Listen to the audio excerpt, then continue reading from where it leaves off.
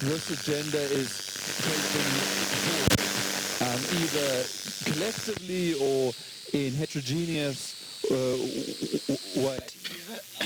Soit de manière individuelle. Et donc, as well as facilitated inputs. And that will then take us to the closing, which we will initiate around 4 o'clock and hope to wrap up sometime between 4:30 and 5. Are there any questions on the procedures for the day? I've been instructed not to take any more time, but white men, black women are the time to welcome. So, over to you guys. Thank you, Gina. Good morning. I'm trying to address how the economic orthodoxies ignore gender concerns and what implication this has on concrete policy processes. This session is going to be organized slightly differently than the sessions that we've seen so far. There will be a conversation here among my sisters on the left-hand side. Crystal has extensive experience on macroeconomic level, inequalities, and she's very much aware of the discourses that prevail at regional and global level. She will have a conversation with Fatima, who is a hardcore feminist, women's rights technical advisor and a researcher. And after that, we will bring in Marina to respond to the conversation they will have. And this is going to happen in about 30 minutes. And then we will open the floor for an additional 30 minutes to have an interaction with the rest of the room. So, Crystal, I give you the floor. Sure. Can everyone hear me? Good morning. Every time I travel to a country, it's nice what the nightlife outside of the hotel looks like. And so we did a bit of that last night. But I, gathered myself this morning, bringing all of my passion because this is an important panel. So I will expand all of my energy right now, and I might be a little raining after this. So I'll start off with a quote by Winnie Byanyima, and she says, "It is women crushed at the bottom of a global economic heap whose poverty powers the supposed success of globalization." I'll let that sink in for 2 seconds. But really, this is the sort of departing point of what Fatima and I will have a conversation. As feminists do in disrupting spaces, we decided not to have a usual panel, but have a conversation. We decided to bring transparent and also take a lot of the pressure off ourselves in terms of, that charity that having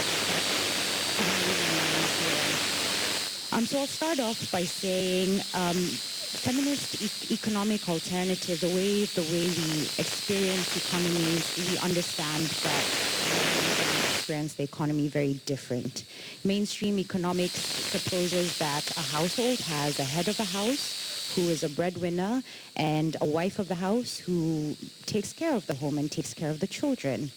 But we know that's not how we experience economies, and responsive strategies towards models around that means that credit, for example, is targeted at men, and welfare programming like maternal health care and nutrition is then targeted at women, but it ignores the fact that women actually do work. It ignores and invisibilizes the contribution of women's hard work to the economy. I like to move away from concepts of care work because in a lot of our environments, every time I'm at the African Union, we're asked, and this was sort of asked yesterday, but are you suggesting that we can take away a woman's ability to love her family, to love her children, and how can you possibly put a value on that? But somebody has to do it. Somebody has to take care of Orion, Fatima's little one, when she's here. Somebody has to, collect firewood, collect water. And it's not just care work, but it's back-breaking work. It's back-breaking work that the women of Africa are doing every day, and it's not counted, it's completely invisibilized, it's just not there. And so the intersection between productivity and reproductivity as work, and that relationship and that interdependence is one that's completely invisibilized, and one cannot be without the other. We do not have societies that are devoid of people taking care of young people, young children, older people, the sick. This has to be done, and if we don't take it into account, then we have a problem. Taking into account doesn't mean that we necessarily have to value it as GDP. I personally have a problem with GDP as a focus point, and this over-obsession with economic growth and wealth accumulation as a symbol of success when we're looking at how well an economy works. And so the interaction between productivity and reproductivity removes away from, if we have that as economic growth and money as a point on the horizon, it removes away from the interdependence between the work that women do, the backbreaking work that women do, and the productivity of our economics and our economies and what that means. So I'll pass to Fatima to get a little bit of her views and start us off a little bit. I will be speaking about, in our conversation, voice, representation, and agency, data and information and what that means, the politics of language, and really questions which I've been questioning myself on what alternatives really mean and where the place of community and critical mass building come in. Thank you very much, Crystal. Yeah, I think before I speak a little bit on sort of the areas that I'm interested in exploring today, I just wanted to pick up on this area of unpaid care and to explore the fact that at the moment there is a lot of work going into that. So there's a lot of research out there.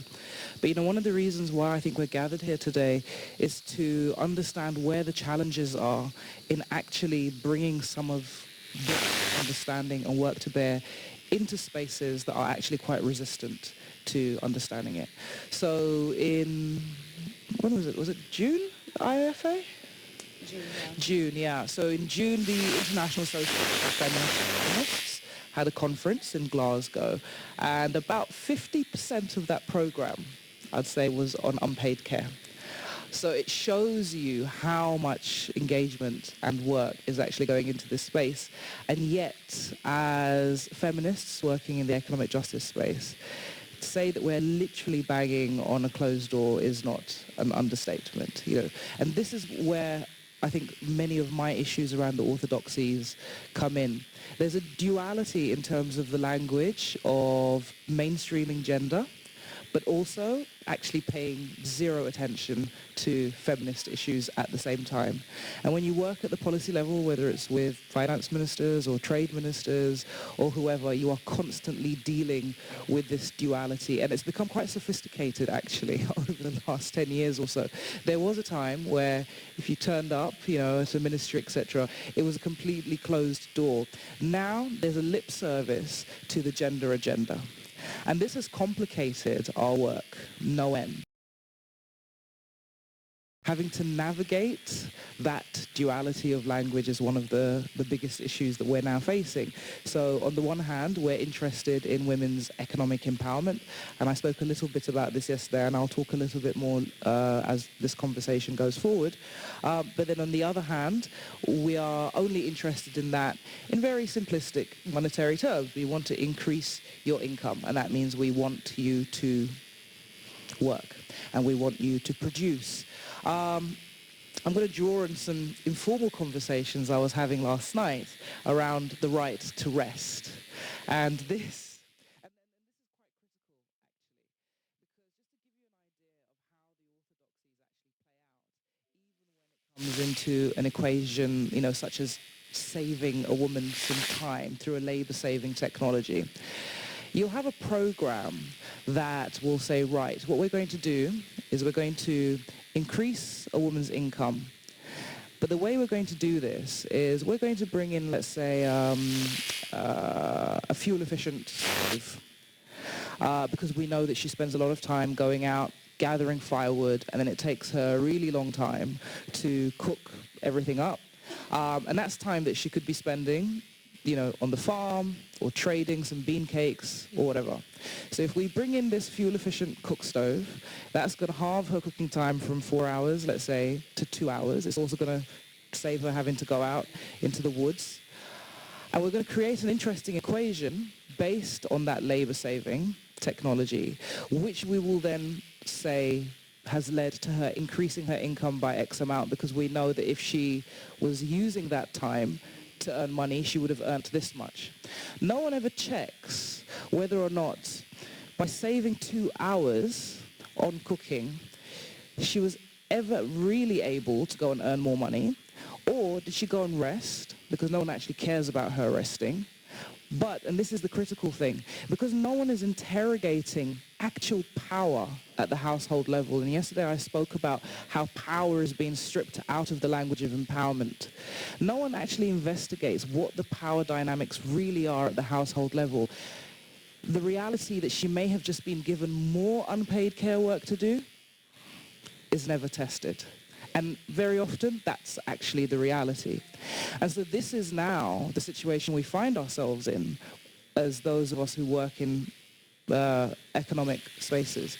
You are constantly dealing with an orthodox interpretation of what women's economic empowerment should be. And if you try and battle that, that's where the resistance can actually become, quite insidious, to be honest with you. But I'll hand back to Crystal now, just to say, in terms of the conversation going forward, I think one area that, and this may have come up in the first day, and I believe we will be looking at it later, one area that I'm very interested in is how the feminist space is going to respond in particular to the African continental free trade area. And that's an area, I think, where it's very fresh. We're literally looking at the paper having been signed, 2 months ago, something like that. And already there has been some interesting critiques coming out, one by the Tax Justice Network, but we need more. So we'll talk about that as we go by. So Fatima mentions power, and I think what's most powerful to me working in the space is how feminist economic models bring back power into the conversation. We cannot talk about economic modeling, economic appreciation for power dynamics that are inherent in our communities, in our societies, in our households, into looking at the way forward. About IAFI, the International Feminist Economic Convening that was in Glasgow. And for me, when I think about data and information, it brought up a number of issues. So the first is really what I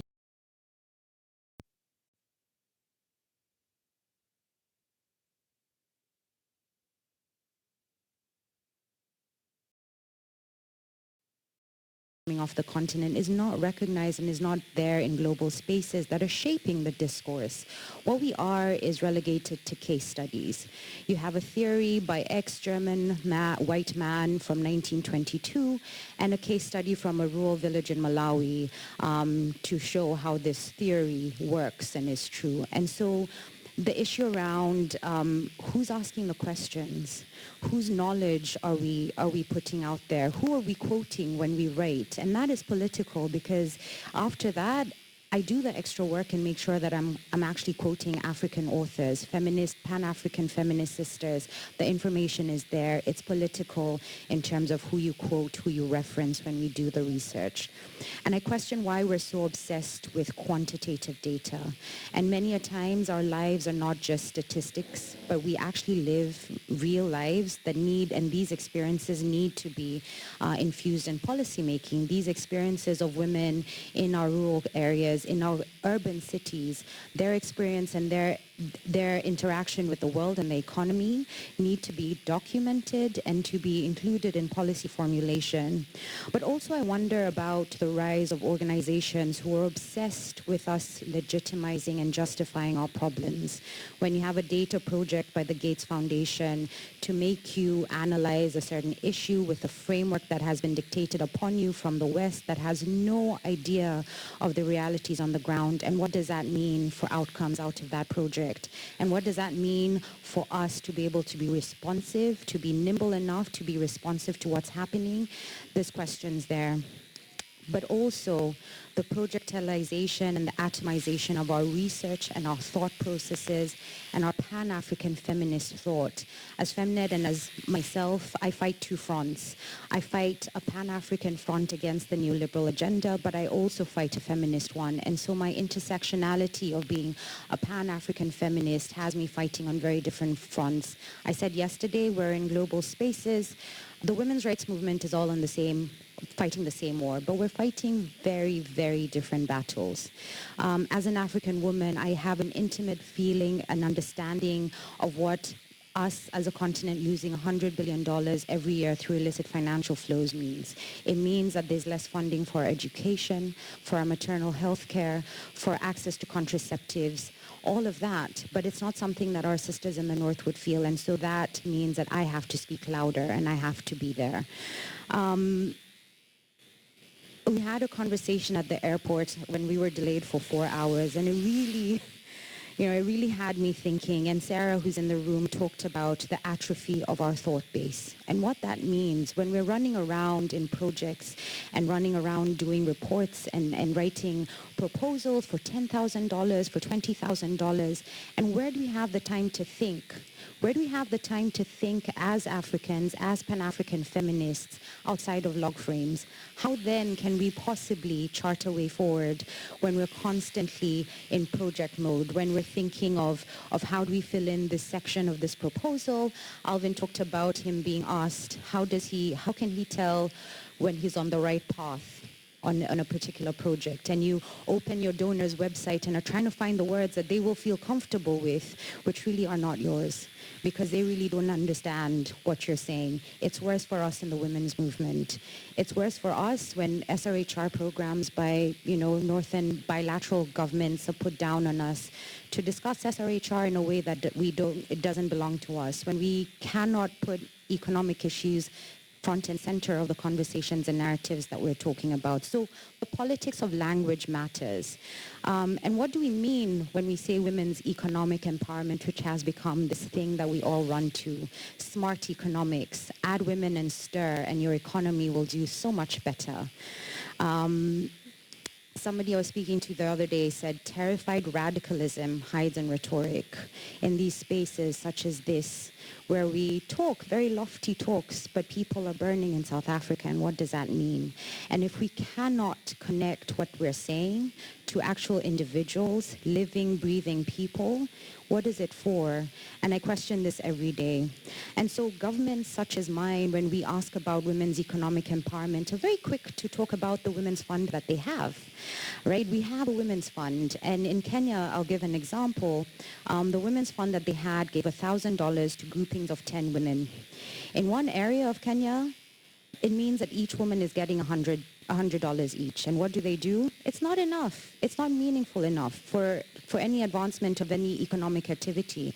And so they went out and bought dresses and handbags that they had been longing for because they don't have to pay an interest on this money. And so the meaningfulness and what we actually mean when we say women's economic empowerment, are we talking about agency? Are we talking about them being able to have agency over what they need and what they need to do? Is questions that we need to be asking. I'll pass over to Fatima, and I'll come back to speak about my thoughts on alternatives. So the tyranny of the log frame is something that I've been sort of railing against for a few years, and this issue of the over-reliance on quantitative data and how that has created a perception of African women as a monolith, first of all, also as a kind of a movement away from actually a discussion around nuance. And I don't even know how to break this down, but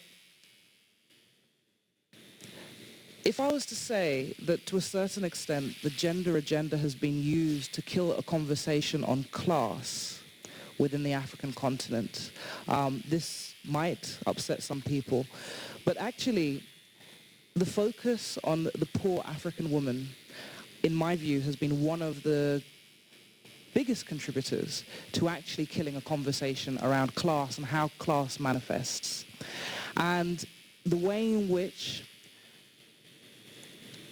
the rural poor have been created into this large mass of largely quantifiable individuals with the odd case study that's illustrated through a qualitative piece of research, has embedded a movement away from the actual complexity of what it is to be a woman on the African continent. Eva Joyce Wynne wrote in 2007 an excellent piece, Not Very Poor, Powerless or Pregnant, The African Woman Forgotten by Development. And what this did was really explore how the development programming space had essentially, by focusing purely on the rural poor, was undermining the feminist movement. It was undermining not just the actual programming approaches, but also the way in which African feminists themselves were trying to deal with their own issues. She spoke at length of the fact that as an African researcher, as an African thinker, you are not likely to find your work actually publicized within those spaces. And so for me, this issue of the way in which the development space has come in and completely co-opted and taken the feminist positioning and twisted it through the lens of women's economic empowerment in particular has become problematic. And women's economic empowerment, what that has done more than anything is atomize the African woman as well. Because what it does is it focuses on individualism and it focuses on the idea of constant competition. So we all know it, we all see it, The idea of being economically empowered is essentially bringing in something that's going to allow you to compete. Whether that creates a glut in the market, with whatever it is you're producing, no one seems to care. What's important is that you are allowed to compete. And the market access mantra has kind of fed into that. So the idea of opening global markets for African women is also quite problematic in itself. Because again, what it focuses on is the idea of just opportunity. As long as you have the opportunity to compete with the market, you're good. All of the structural inequalities related to process after that opportunity are irrelevant. You're good. You've been given the basis on which to compete. And it's very difficult to actually fight that argument of the idea of equality of opportunity not being enough. The idea of equality of process is something that is knee-jerk reacted against because it suggests something far too left-wing, something far too controlled, something that essentially, is reliant on the idea of engineering the social outcome. And this completely goes against the capitalist orthodoxy. But I'm going to stop on that. I want to speak, before we run out of time, a little bit, and I really want to hear your own views on this, regarding the African free trade area, because I think there is going to be a conversation on trade later on today, so it would be good perhaps. The feminist analysis on that, is still needed, but I know that there's already been some thinking that looks at who are the winners and losers of this? Because this is the great reality of it. As much as regional integration is something that we've talked about for years, and we're looking at the possible scenario of being able to actually create a protection against the WTO and its various agreements that have essentially held the African continent to ransom for years. The neoliberal framework that the African Continental Free Trade Agreement is still following nonetheless means that there will be national winners and losers within the continent, and within those nations there will be winners and losers who are men and women and across a variety of intersectionalities. I read a bump piece that was talking about how wonderful it's going to be for women cross-border traders. And, but the reality of it is, has anyone actually spoken to those women cross-border traders to ask them what their realities are and how they're going to be able to respond to some of the changes coming in? The tax issues around the African Continental Free Trade Agreement also need to be investigated more clearly. If more countries are going to be essentially encouraging foreign direct investment into their spaces, we're likely to have an increase in consumer tax on the back of that, and women are going to suffer. But more analysis is actually needed in this, and I think At the moment, there's a lot of fanfare and rhetoric around it, not enough critical analysis, and we need far more of that. So I've been thinking a lot about alternatives and what those really mean. And in the process of thinking of alternatives, I wonder how to I wonder how, I'm still going to go. In the process of thinking of alternatives, I've been thinking about how to free my mind of the shackles of what is. How do I begin to think of alternatives without having to bounce back to what neoliberalism is? And somebody yesterday said it's sort of like we're putting orthodoxy in the middle and we're all banging at it. But how do I move the focus away from banging at this and be free enough in my mind to think of what alternatives could possibly be? I think about whether we're looking for a disruption and a complete erasure of capitalism and neoliberal models as we understand them, or are we looking to have better capitalism because we're a little bit left out? And somebody says, well, you know, it's a little rich of you people because you support the wine industry of South Africa. You support whiskey industries because we were privy to that last night. And what does that mean for us if we're not living the very alternatives that we're seeking, if our discomfort is too discomforting to begin to think of real alternatives?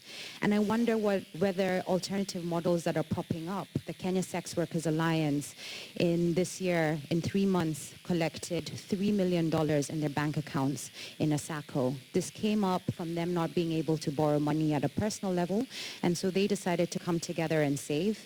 In 3 months, they had $3 million in the bank account, and now they've got all the big banks, Standard Chartered, Barclays Bank, knocking at their doors to help them with investment options. And I worry about them investing in the very same structures that had them left out. I wonder what that means, and I wonder how alternative that is in a world when we're all trying to just fit in and have a piece of the pie. Is that Suad telling me, focusing on the pattern of how economic progress happens rather than just the growth of it? And it's in those details that make me question. When we talk about microfinance as a silver bullet to women's economic empowerment and the rise of fintech, and I come from Kenya, which has been dubbed the Silicon Savannah, where M-Pesa has taken rise. And I'll give you a figure. By mid-2018 from 2014, Safaricom has a loaning facility, and it had disbursed $2.2 billion. $2.2 billion. Its profitability is determined on a 7.5% premium on borrowed funds as a facilitation fee. So they don't call it an interest rate, and yet you have to. Safaricom then have a number of lending products. They have an overdraft facility. You can borrow money for talk time, and you can actually take a loan and save with them. It also means that they're mining all of our data. They can tell you that if a person saves a number with two names, first name, last name, that they're more likely to pay a loan back. And they're taking this data without our consent, without our knowledge, and what does that mean in the capitalization of poor people's data and debt and agency over their own information? This is a world that we're going into, and these are being sold as alternatives. And so I wonder what we're talking about, and if we're brave enough, if we're audacious enough to really reimagine what that means. And how do we talk about critical mass and movement building, and whose movement building, when our spaces are so interrupted by international thought, like I spoke about earlier? When the movement that we're talking about, we need to ask ourselves who's in the movement, and how do we make sure that our movements are intersectional in nature, that we're talking about women.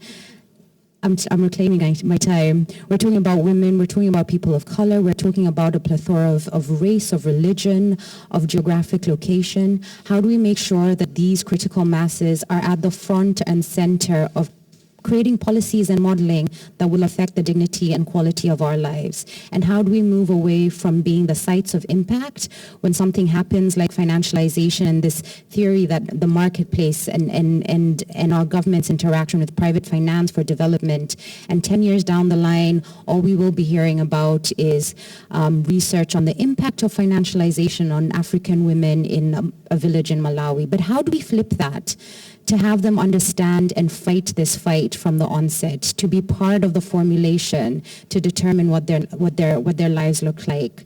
And this means that it's not just the people in this room. The intersectionality means that the critical mass and the movement that we're trying to build has to include women and men who do not look like us, who don't sound like us, who don't dress like us, who don't do things like us. And that is where our future is held, I think. Yeah, to completely second that. So my own closing thoughts regarding alternatives, really.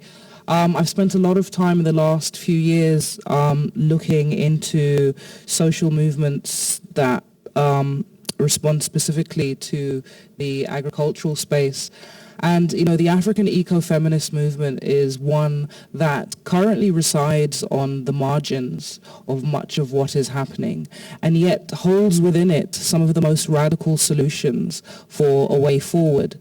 But here is the issue. How do you bring that into a space of engagement with the mainstream, with the orthodoxy, in order to challenge without losing some of that fire? Because this has been, I think, our constant issue, you know, in the past, where once, feminist positionings, radical positionings come into a mainstream space, you know, they are sanitized, they are taken on board, they're cherry-picked in terms of what works for the orthodoxy and what doesn't. We are in a space now where I think actually, you know, the feminist movement and the women's rights work engagement has a lot of lessons for how to resist that, because I think we've been burnt by it. You know, women's economic empowerment is just one example, to be honest with you. You're the one who actually has spoken on this far more eloquently regarding the Canadian feminist foreign policy, you know. So again, picking up, you know, a language that speaks to, what we're supposed to be doing, but actually when you interrogate it is not that feminist at all. And the alternatives are in those spaces. They are in those margins amongst those who are just getting on with it, you know. Individuals and collectives who are fighting on the front lines every single day. The question is, how do we essentially pass this mic to them? You know, and I think we've had a couple of conversations over the last couple of days regarding what would a space look like that had in it right here, you know, women cross-border traders. What would a space look like that had women farmers, smallholder farmers, you know, seed bankers. The seed bankers, for example, who are currently running the risk of being criminalized as a result of policies being pushed by our governments that favor commercial seeds. And so just the very idea that you as an indigenous seed banker could criminalize you because you're taking away from the penetration of Monsanto, for example. What kind of a space would we need to create in order to bridge that gap?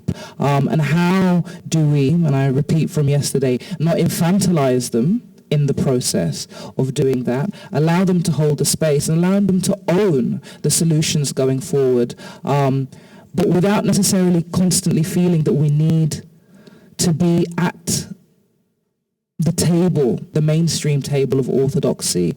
You know, do we need to break the table, you know, and create a new one is the question. You know, does it need to go that far?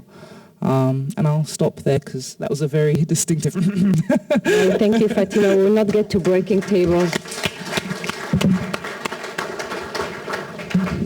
No, thank you very much. This was really refreshing. And I'm not aware of most of what you said because I am aware of those guys who do not open doors are. So, and I work with men, so no, we don't open doors to people like you normally, but we will try to force that door. And I agree with the fact that AFCFTA, of anything that had happened since we have created the OAU, we for the first time thought through what we called the 13 flagship projects that are supposed to really impact the lives of people.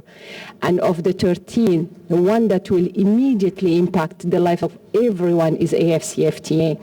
And sadly, they went all the way to having it signed by 54 out of 55. I'm not sure Eritrea is doing it out of intelligence, but because of misbehavior of one president. And then 27 ratifications, unprecedented anywhere. And yet nobody's at the table other than the negotiators and countries and closed doors. And we are at the AU and we tried 3 policy dialogue with the commissioners, and we're still not getting negotiators to come to listen to anybody else but themselves. So we're going to have another session with them and bring business councils, African business associations, and everybody, and I will devote one day to the women who needed to organize ourselves either before or after, and then come up with something that we really needed to be nimble. You remember, we've been trying to do something under IFF, and we were shocked in Kigali when we talked to the women caucus of the parliament, when we have been training them, and he's going to train them again in Tunis. And they go to the parliament and say, no, we never heard about it. And say, are you joking? 3 years of program we delivered, we know where we went, and they're not raising their hands when we are asking them the question. And it doesn't have to be a man. Women do it to women. So, Marina, I hope you're going to deepen this discussion. Thank you. Thank you so much. Definitely very inspiring words from Fatima and Crystal. I always learn when I am on this continent.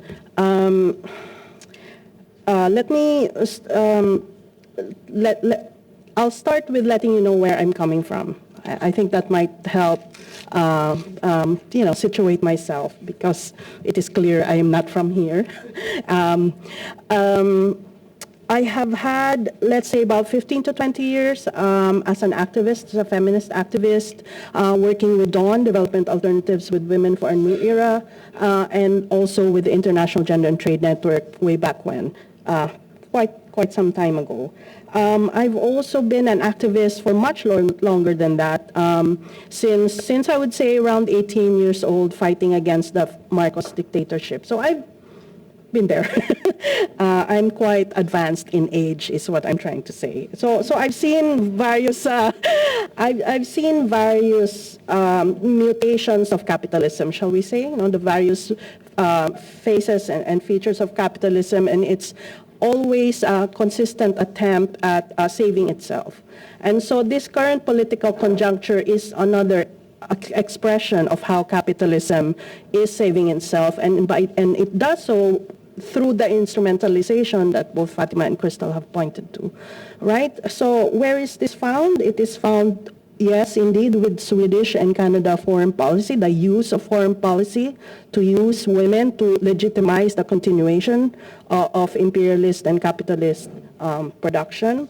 You can find that in the most recent ministerial declaration of the World Trade Organization, where there was clearly a so-called gender declaration, which, back in the day when I was with the IGTN, we were like, you don't have gender in there. And now that there's gender in there, oh no, you have gender in there. So it's a little bit disconcerting because it is not the kind of feminism that we are after. The World Economic Forum likes to see itself as a leader in this arena of women's economic empowerment. So from all these different vantage points, we can see the desperation of capitalism trying to legitimize itself. No? Why does it need to do that? Because we have moved from crisis to crisis. I mean, the series of financial crisis from, I recall 1997 very clearly for the Asian economic crisis, and the global economic crisis, which could have been a Bretton Woods moment that would have been the space where we realigned and restructured the financial architecture. It didn't happen. Why? We spent all that money trying to save the commercial banks. Right? Rather, imagine spending all that money on actual poverty alleviation. Yeah, we should have been great right now, but no, we spent it on the ruling class. And so that leads me to the class question, right? I'll segue into that because that's very important, the class question. And we have seen through the years of moving from crisis to crisis, the demise, the undermining, the attacks on the working class, on the laboring classes.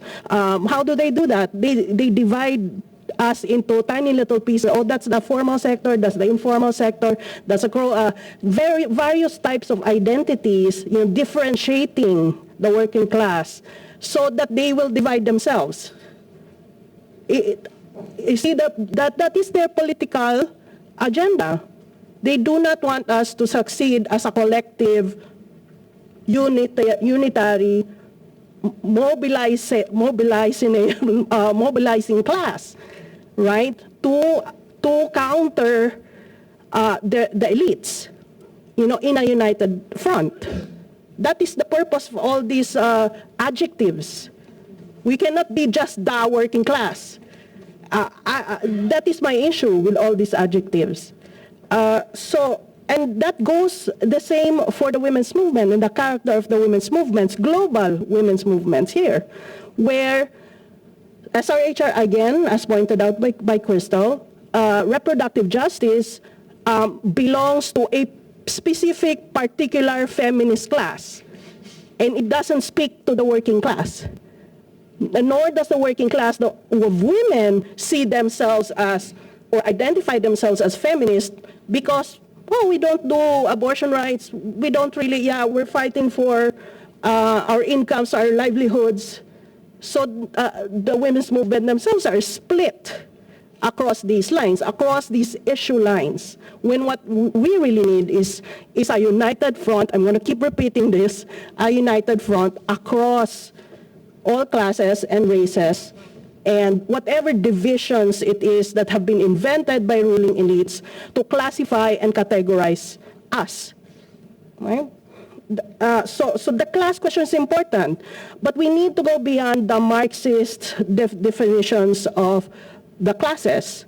The feminist economists have been very disappointed with the concept of social reproduction and the reproduction of the laboring class, the workers. Oh yes, literally yes, women give birth to the workers. That's right, we need to recognize that. They feed them, they clothe them, they prepare them for the factories, for the farms. That is what the women do. When we talk about unpaid work, that is what the unpaid work is about, to make sure that the laboring classes produce profits. Is that really what we want women to be? I don't think so. That is not the conversation, certainly from Crystal and Fatima. We are fighting against the use of women to produce efficient workers. Sorry. And so in this, I have only 1 minute, my goodness. I got so worked up. I become very passionate about this. So the notion of care has been brought forward as a way of nuancing the notion of social reproduction, because care brings with it emotional labor in addition to the actual physical continuation of life, of a worker's life. Farmer, worker, the workers, okay? And that is very different, and that emotional content actually has political content, right? It is that emotional content that we need to harness and harvest for compassion, for empathy, for sympathy, to see across the divides. That emotional content is absolutely necessary for us to harness, to reach out across the divides, the class divides, the racial divides, ethnic divides, and so on. What has been successful from the right wing is the authoritarian and patriarchal states at the moment, but also non-state actors, we must see them as enemies, to sow fear. I mean, we are discussing South Africa now. What is that? That is the authoritarian class sowing fear to continue to divide us. Because we do not discuss emotional labor in our models, in our theories, in our methodologies, in our empirical estimations. is an impossibility. We cannot measure. But surely there is more to human capacity. We can do this, but we must actually include that in our thinking. You know, what is this African thinking? Well, I don't know what that African thinking is, but you may want to think about the role of emotional labor in this as you improve on or expand upon the emotional, the class struggle and how to go about or how to strategize for actually achieving a victory of the working classes. I can speak more. There are some other items I wanted to, but my chair has signaled to me that my time is up. But thank you so much for listening. I'm really happy that I think that so we're going to give the floor to men first. You're not going to drag us in discussions that we don't want to have, Prof. Sila. GDP, all that we said we're not interested. We're interested in a number of things that they talked about, and that's what we're going to get responses to, right? Women's experience in economy matters. How do we infuse that in policy formulation? Fatima is clear about the fact that women economic empowerment didn't work for us. So we need to question it. We are questioning it as women, but we needed to question it together. The models, the patterns, the movement building, everything that is out there for poverty alleviation hurts us more. So we are going to question them all with our lenses. And so that because we still don't have the space we need to function properly. And Marina actually has been clear about that racial, ethnical, class divide is more acute when we look at it from the woman's perspective. So it seems that everything is exaggerated when we look at it from our perspective because we are somewhat ignored in the overall discourse of things. So we will take the first round of 3 questions, and then we'll give the floor. You can address it to anybody. Alvin is first, Prof. second, Gilad, your secretariat. Alvin, Prof. Jamal, in that order. Alvin, you have the floor. Thank you very much for a really very, very insightful conversation that you have evoked. I have a question around language. I think, Fatima, you alluded to this yesterday in the evening session, and I think Christo has also mentioned it. The language capture and the influence that language has in framing issues. And what then? I mean, what is the strategy of addressing that? Because what you not just in the feminist spaces, but generally you find that the orthodoxy has a way of capturing the same kind of language in an empty shell.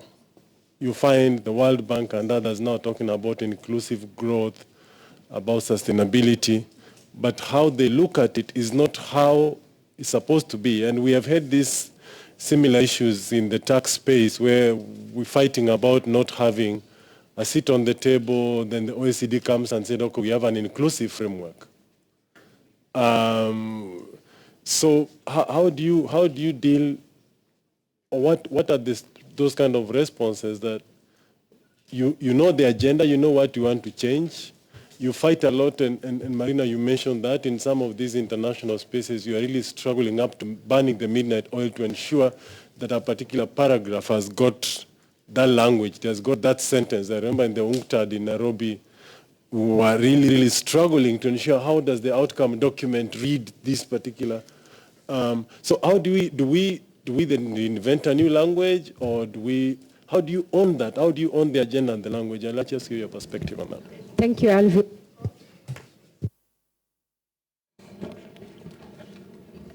Merci. Donc, je remercie d'abord les panélistes pour la qualité de leur présentation. j'ai une petite contribution à apporter. Moi, j'estime que pour dépasser les orthodoxies en économie, il y a une mesure hétérodoxe qui a donné ses fruits ailleurs, en Inde, au Brésil, mais également dans d'autres États. C'est la mise en place du revenu universel ou du revenu de base. Il s'agit d'une petite somme que l'on distribue gratuitement, sans condition, à des personnes économiquement pauvres. Et c'est une mesure hétérodoxe parce qu'il cadre avec le schéma keynésien. L'avantage, 3 choses, brièvement, c'est que cela va permettre à chaque Africain d'être l'architecte de sa survie. 2, ça va permettre une sécurité matérielle à tous, essentiellement dans le monde rural. Et ça va permettre surtout, en 3e lieu, la relance de l'économie via la consommation. Parce que si tout le monde peut consommer correctement, en particulier les biens de consommation durable, un téléviseur, un réfrigérateur, etc., les entreprises vont produire plus. Ils vont alors investir plus. Ils vont embaucher plus. Et c'est le PIB qui va croître. J'estime que c'est une solution qui est faisable, mais le seul problème, c'est comment la financer. Là aussi, il y a des solutions. Un impôt sur la fortune en Afrique, c'est une possibilité. L'aide au développement, plutôt que de mettre l'argent à la disposition des régimes corrompus, on peut envisager une caisse et l'argent va servir directement pour ce type de revenus. En 3e lieu, l'emprunt. L'État peut très bien s'endetter pour financer une bonne partie de ce type de revenus, sachant que l'État sera le meilleur bénéficiaire des avantages. Pourquoi? Parce qu'il y a la TVA. Lorsqu'on consomme, on paye la taxe sur la valeur ajoutée. Et plus on consomme, et plus les recettes de l'État augmentent. Et on peut alors financer cet emprunt. Sinon, il y a une dernière possibilité, c'est la création monétaire. On nous a toujours dit que la planche à billets ou la création monétaire entraîne l'inflation. Mais cela ne peut pas se produire en Afrique parce qu'on est dans des situations de sous-emploi. C'est le schéma keynésien. Merci. Merci, Prof. Jamal.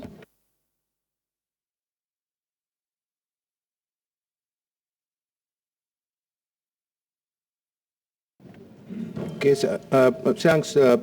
Two quick points. The first one about the alternative. You know, Marina, when you say that we need to go beyond the Marxist thing, see, I get worried sometimes, actually, and I feel for Marx. And it is, you see, I realize in the first day as well, is sometimes, you know, how we define Marx, you know, I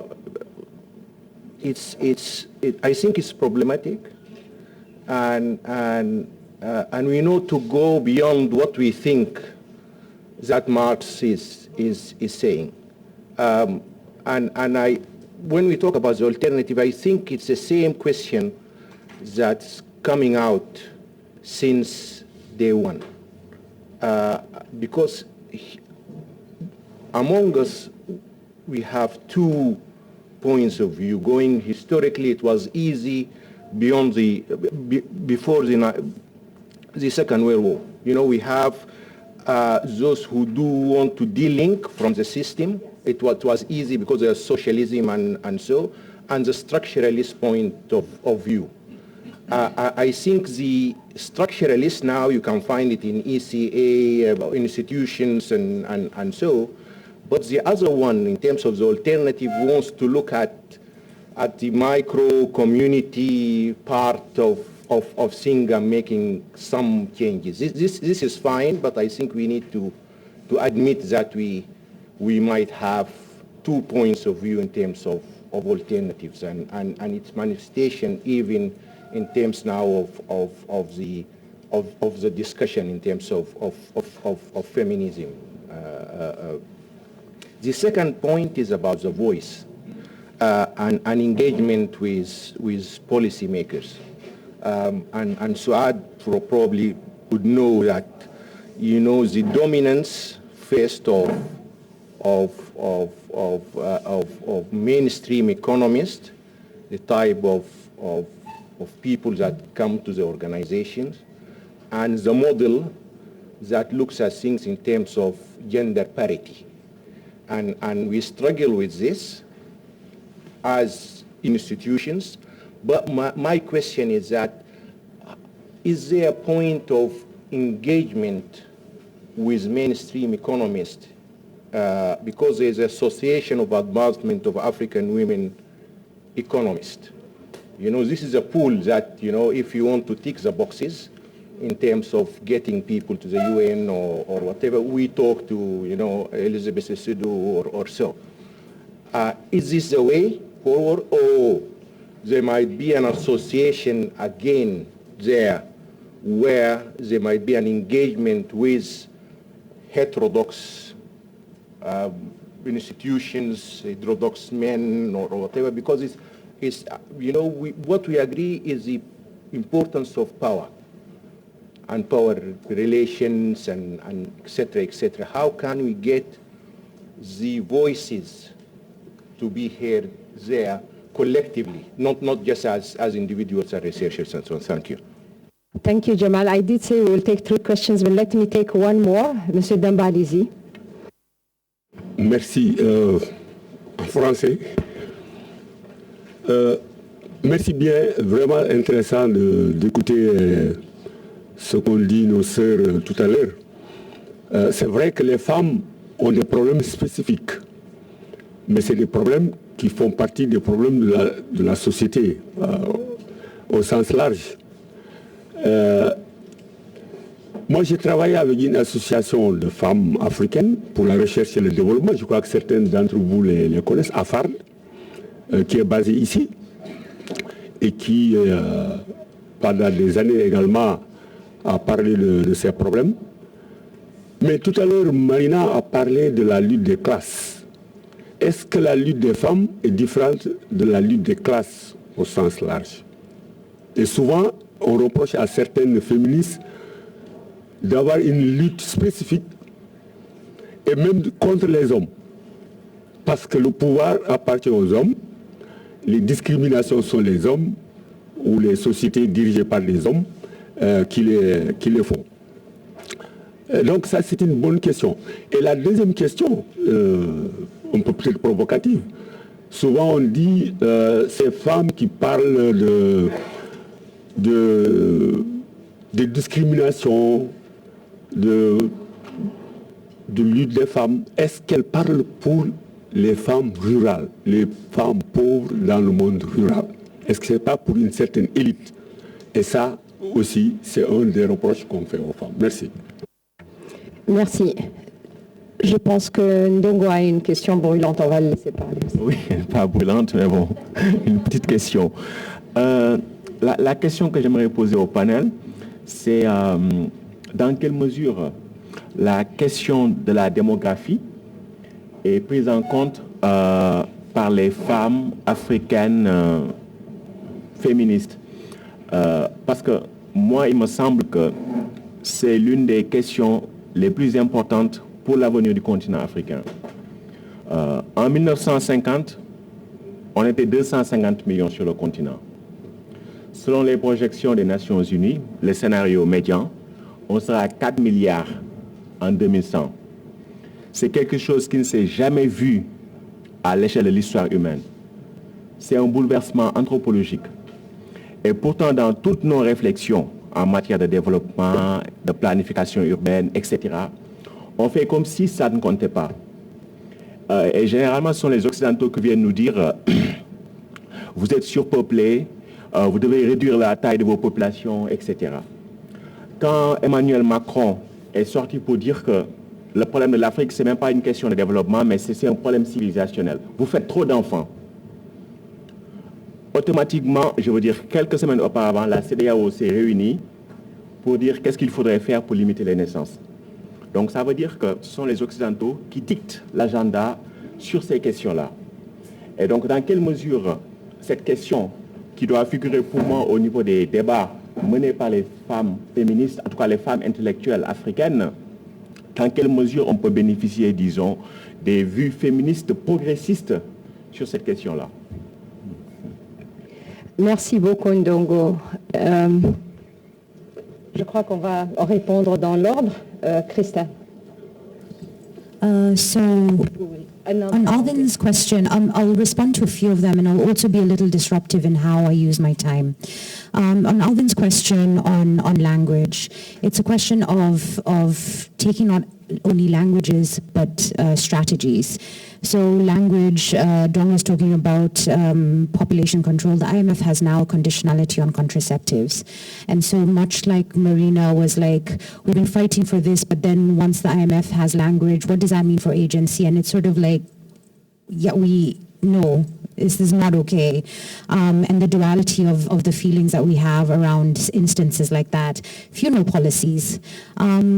Our societies gather around funerals and contribute money to make sure that we send off our loved ones in the most dignifiable way.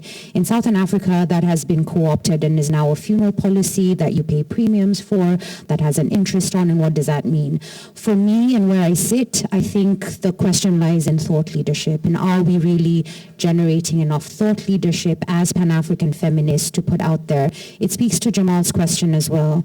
Every year, the African Economic Conference is held between the ECA, AFDB, and UNDP. And I spoke about this yesterday, and Jamal was at the last one. There were very few women, let alone feminist women's rights organizations in the space. And I went for the only, and I'm sorry to repeat this, but I went for the only session on gender presented by a man, and for an hour and 20 minutes, men spoke for an hour and 15. I was the only one who asked a question. The back and forth lasted 5 minutes. It means that they took the space. Right, and what does that mean, and how do we, and Femnet is working on making sure that we're doing a call for papers ourselves from our community and making sure that our community is contributing papers and changing narratives in those spaces. Patriarchy is a system, it's not individuals, and patriarchy means that not every woman has a feminist analysis of power and can be regurgitating neoliberal policies as well. So having women economists is great for representation, but what does that mean for the actual analysis that is lacking in the power dynamics that was so badly needed? And so there's a difference in terms of who you engage. And so Rwanda has 63% women in parliament. What does that mean for the women of Rwanda? And does that have a difference in the term, in the type of life that they live and the quality of life? I'm going to disrupt things a little bit. Sarah, there's a question on social protection, and Sarah speaks so eloquently, I cannot speak for her. And this is what we mean by passing on the microphone, literally. Thanks, Crystal. Thanks a lot. I only want to say a few things about social protection and the proposition of a universal basic income, and not to discredit the idea wholesale, but to question this notion of experimentation on poor Africans, and this idea that, first of all, this assumption that there was no social protection systems already existing, and this imposition. So, for instance, pretty much all of us are social safety nets already. You're paying for school fees for someone. When people can't pay for healthcare, you're filling in those gaps. You even need to go to get credit to do that when you can't get it from your income. And so this notion, first that there's this really bright idea, and we really need to test out this right idea, and we need to do that in Africa, and we need to collect data and analyze it and not question where that data is even going and to which rooms this data will be discussed, and how we will finance it if they decide that this is now the way to go. We are not asked about that. We are not asked about the social contract that is being created by this, new invention. And so I'm not discrediting basic income, but although I am questioning the ways in which it is entering our societies. And I am questioning this idea of a misappropriation of what's inherently an African concept, and this idea that somehow it's become shinier and the need to experiment on us. That's what I would just want to push out there. Thank you. No, Crystal, please. There must be order. Okay. There is a moderation and there is time to respect. That's exactly why they don't invite us in plenaries. No, Hakima will get her round when I give her the floor, please. Okay. So, you come back to the table and you listen. Then, Fatima, please, you can take the next round. I think this might work. No, we will. Yes, there is Gilad and Hakima who are supposed to get the floor. That's good. That's what the energies of the young must do. But discipline matters too. So I'll speak very quickly so that we can actually have other people speak. I want to follow up on the universal basic income. Actually, for me, I'm trying to understand the point of it without actually a wider welfare system in place, to be honest with you. That for me is the struggle, because ultimately, okay. Sorry. Can everyone hear me? Yeah. Because ultimately, it's just, once again, giving everybody the same equality.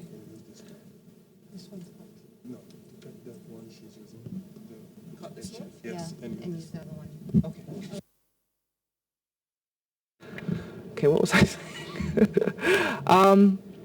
So I'm curious as to the way in which it would work. It's not a leveler, That's the whole critique of it for me. It's not a leveler.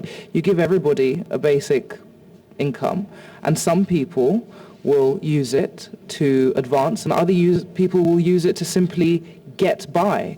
The structural inequality that exists is still in place, essentially. And, it's the same thing with microcredit. You can take a group of 20 women and you'll, put forward a microcredit scheme within that, and you'll make them the guarantors of each other. And within that, there's the assumption that they're all of the same level of poverty or wealth or whatever. But, 2 women are more poor than the others, and they will use that to literally just eat.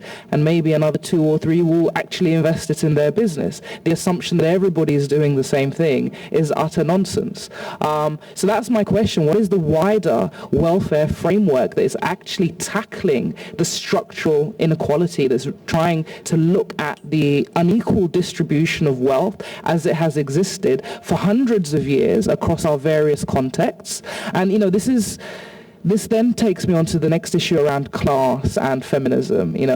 African feminists are intersectional feminists. And so for us, the class struggle is part and parcel of what we do. And just to clarify, feminists are not fighting men, they're fighting patriarchy.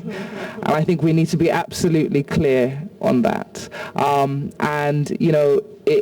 Fighting individuals, men or women, who are unwilling or who are complicit within the patriarchy is what we do, or who uphold the patriarchy is what we do. I'll leave it there because I know there are other people who want to speak. Sure. Marina?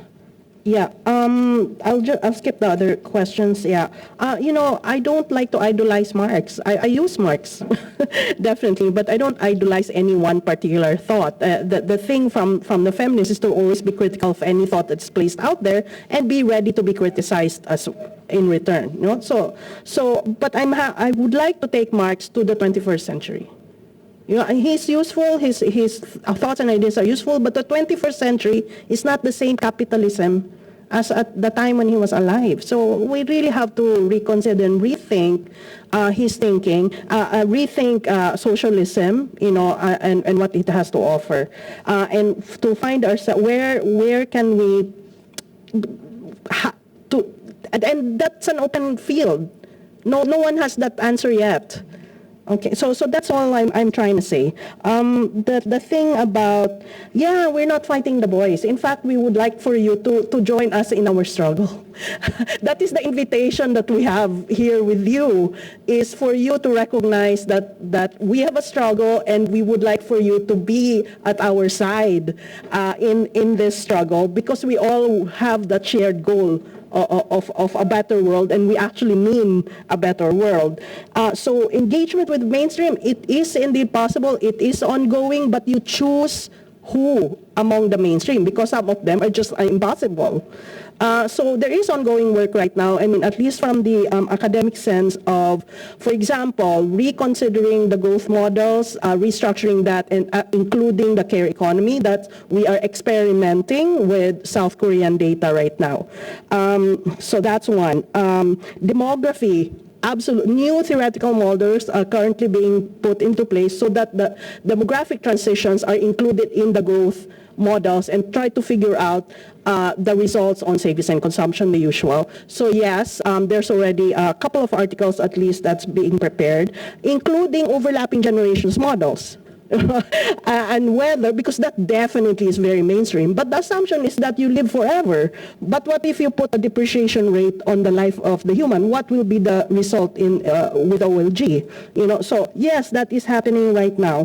Whether it will result in an actual challenge, again, that's a political question I'm not ready to respond to. So, and the demography question is absolutely essential. We must learn from the South Koreans. Their aging population, the character of the aging population is suicidal. 3 times the suicide rate of the young. That is a consequence of rapid modernization without any social policy or social welfare concern. Their pension plan started 1988, very late. This is the same generation that produced Korea Inc., and they are neglecting an entire generation. That is not how we are. I'm sure that is not the kind of growth that we want. It's not the kind of industrialization that we want. But we are so confident that the women will take care of everything, we don't care, do we, about creating the appropriate policies to prevent this depression, anxiety, and suicidal thoughts, for a generation to whom we owe our lives. We are at the time when we can prevent this. They a little late. They're scrambling. So yes, absolutely, demographic transition, absolutely. It has never been a question. The Macron, they are scared that they will become a minority. Right? But the choice of having children must belong to that woman. None of us can say how many children, no, 0, 1, etc. No, that choice belongs to the woman. She must have the full range of options to make that decision for herself, including abortion. Right? And that is a fight. That is a fight. We want you to be with us in that fight. Thank you very much. I think we have addressed all the comments and questions except the measures that Prof. said worked outside that have not been... No, yes. You see the problem with women? Too much energy.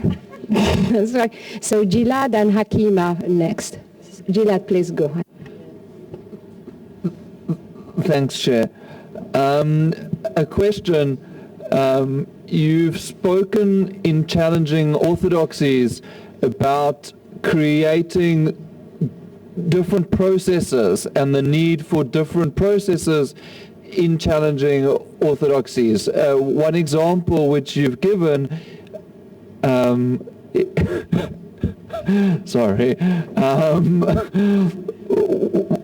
example which you've given is about who's in the room.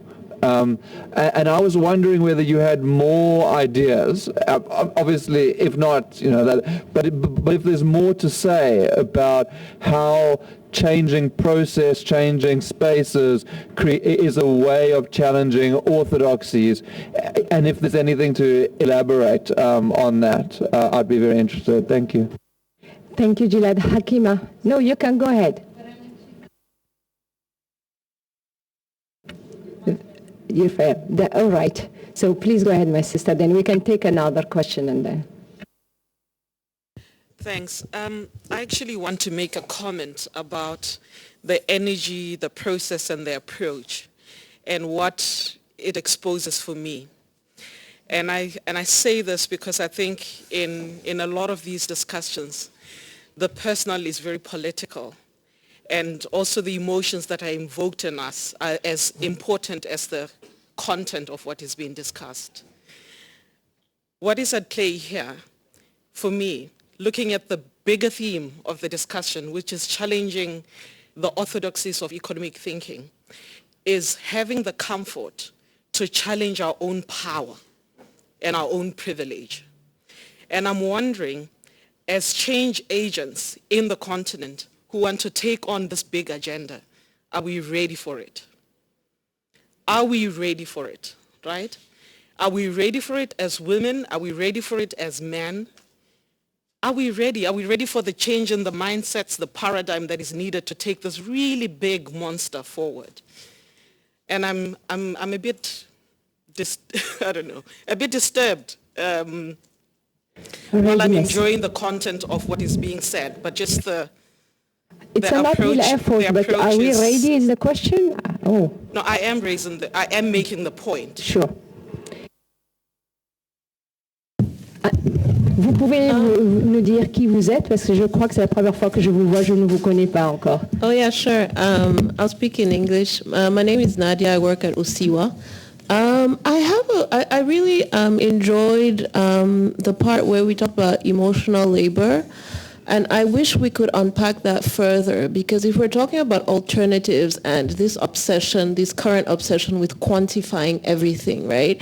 So how do you insert emotional labor into this discussion? That's the first thing, and in really concrete ways. My other, I guess, question or comment is on this idea, and it's linked closely again to the issue of emotional labor, is this question around resilience.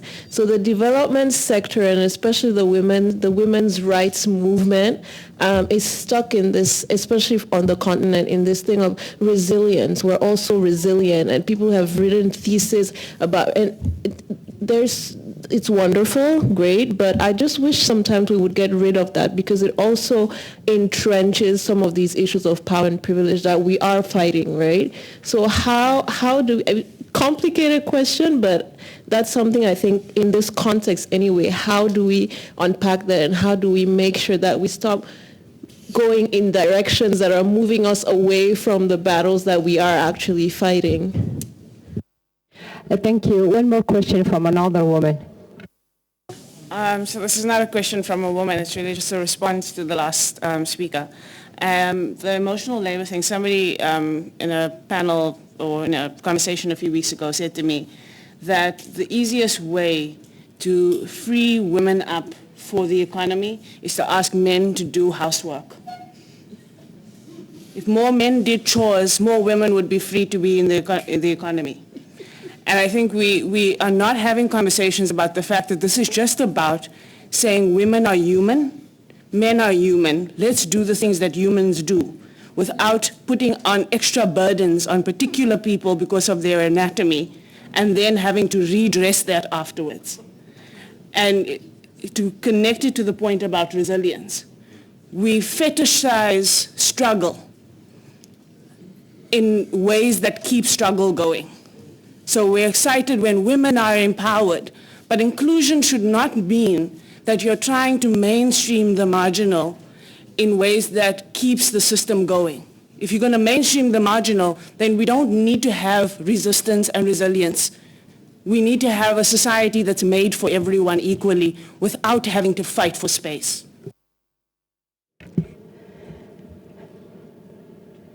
We still have, 3 more minutes, so I will give you try to answer and close at the same time. 1 minute and you're not going to disrupt anybody now. I might take more than 1 minute and reclaim my time. Gilad spoke about the need for the question around processes and spaces. And this is something that I've been thinking about very deeply, very intimately in the last sort of 3 weeks. And I question whether this setup allows for that. If I am policed in time, in movement, in space, what does that mean for a thought process that is supposedly African, that is supposedly feminist, that is supposed to be sharing in thought? I wonder about those questions and what it means going forward. On emotional labor, I cannot speak more deeply than what Tessa spoke. And emotional labor really is outside of the actual labor of collecting water, firewood, and all of that. You could be sitting here and thinking of what have the children eaten, has their doctor's appointments been seen to. It's a constant buzz in your brain that does not allow you the luxury of time and space and thought. And what does that mean? And how do you quantify that? How do you quantify that if our measures of valoration are in figures and statistics? How do you do that when we don't have space for stories, for experiences, for the realities of our women? How do you do that when I can't walk around this room and speak? So those are just questions. And I think, like Masego said, we need to disrupt even our own thinking and unlearn a lot of the things that we do on impulse, that we do because the way that we do them are well-oiled, like machines. We do them because that's how things are done. And for future, for ourselves, for this world, that's not what's going to get us there.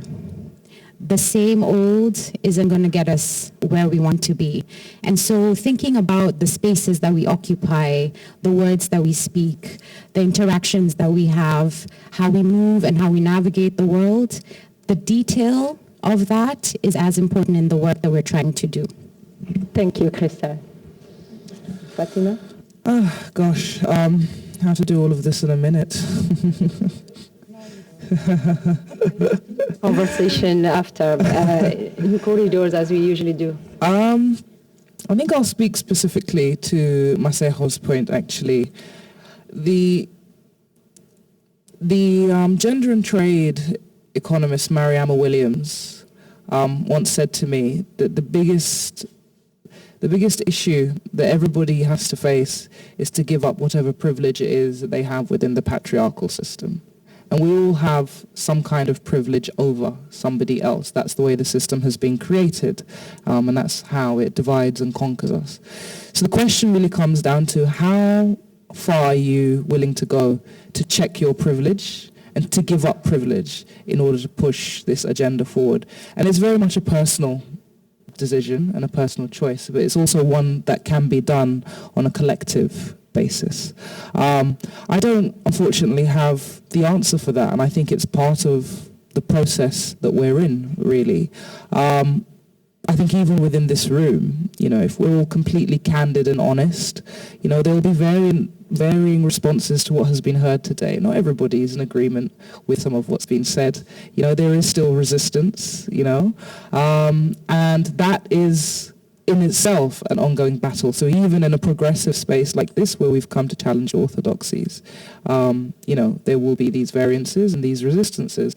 And I think, first of all, we have to acknowledge that. And then on an individual level, we just have to keep on that battle. For me, going forward within this, in terms of trying to actually make something happen as opposed to just reiterating what the issues are, my space has always been working at the micro level with women in the rural areas. That has been where I've concentrated the majority of my work for the last 10 years or so in particular, and specifically in northern Nigeria because the personal is political. And so that national connection for me was critical. And that in all honesty, is where I will continue to find my truth. I am not a poor rural woman. as I'm sure you've all guessed. But the reality of it is I cannot continue to come to a space like this if I remove myself from that engagement going forward. So I will have to continue to go back to that space and to essentially find a way to continue to disrupt, to look at alternatives such as the ones we propose, Gilad. And in terms of any further ones, I think my response is let's start with that one. Let's bring more actors in first and let's see where we go. That in and of itself is a big step, to be honest with you. So let's do that first and let's see what happens from there. Thank you. Thank you. So just very quickly on emotional labor to add to the conversation, the issue here is that Western political philosophy has really relied on reason, as a source of enlightenment, right? But we see reason as this purely intellectual space of logic, of a particular line of deduction and induction and so on, that is so-called objective if there is no emotion. Well, there's no such thing as objectivity. It is not who we are as humans, right? We take positions, and we are frustrated with people who sit on the fence because they do not look into themselves to understand the emotion, and so in the application of reason, they deny emotion. That is Western political philosophy. I would like to think that the Asians, the Africans, apply, work on their philosophical thought. It should be a little bit different than that. I think there is space for emotion to teach us to become better humans, right? And that is the point of philosophy, isn't it? Know what is life about, the raison d'etre, our raison d'etre, yeah? So this is this is why we have to bring emotion into the conversation. And this is the connection between the personal and the political. That is the connection. And it is the connection between one human being to another, because gender is a relationship. It is how we relate with others, and it is also how we relate with other species to bring the environment into the conversation. Right? And that emotional connection is very important, and we need to figure that out. We haven't given ourselves the time to figure that out. So let us formulate our own political philosophies that actually bring emotion and reason together and see that value. So to close, I actually have a disclaimer. Everything that I have just said does not represent the Open Society Foundations.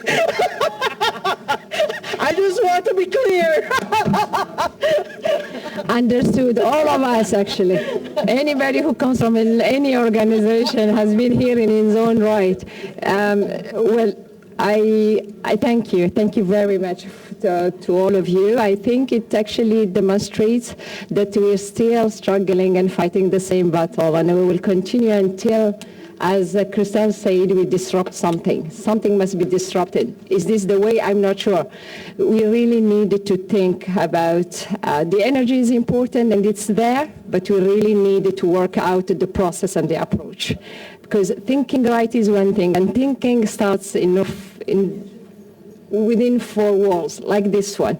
But when they go out, not only do they go out with means, but they go out with a real proper approach, knowing exactly how they're going to work it out. And they sustain that. They keep it on the table. We try to test it. For 25 years of intergovernmental processes, that approach has been tested, as far as I'm concerned, from the African perspective, only in two fields, climate change and illicit financial flows, and it yielded. So there are things that work, because at the end of the day, you want to have the means and the capacity and the power to recreate what the entire system that the Orthodox have put in place for themselves, and they will sustain that. Resistance, of course, but if you focus on how to beat resistance, you're also going to be at loss. You define what you want and you keep it that way. Now, I wanted just to throw another question, the same one that we throw to the Pan-African Parliament, Krista. Who knows about the African Research Council here, and who engaged them and who worked with them? Because the issue of legitimacy of who speaks for Africa at some point and says who can question something, we really need to go back to that again. If that is the platform of the deans, so what are the universities thinking then? Because any of these fields, I'm not seeing them coming to the AU, and we do have a platform. That's the only one we own. Good or bad, we have to get it right. If it's not working for us, we need to turn it around.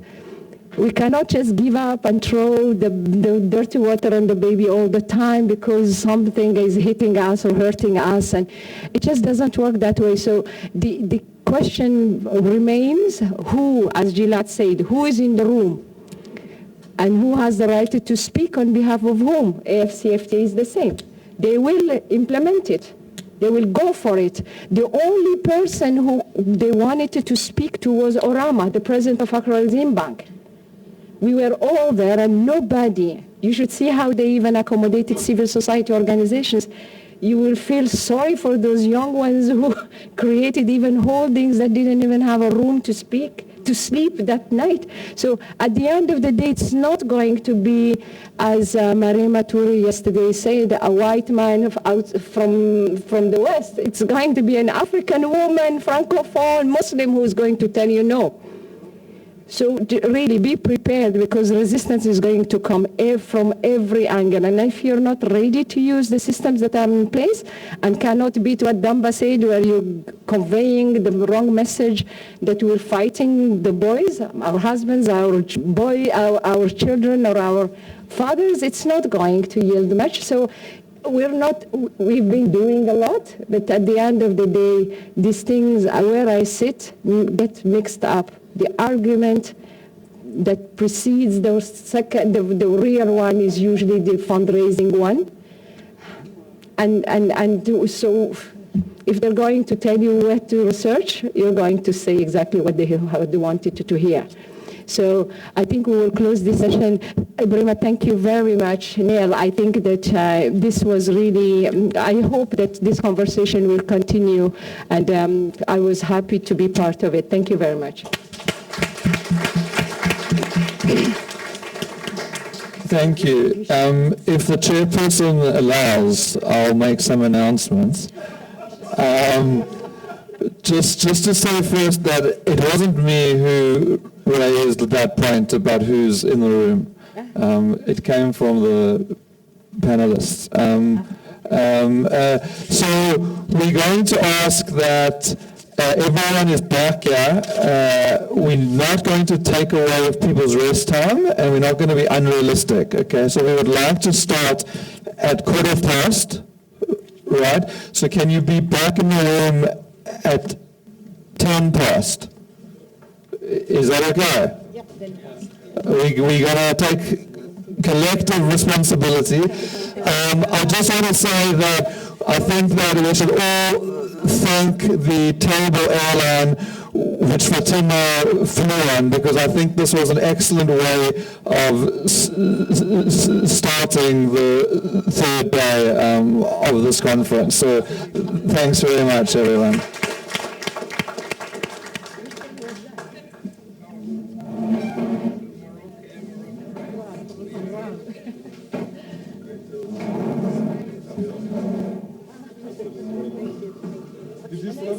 Disruption continues. So if I can just have everyone's attention just for 20 seconds, please.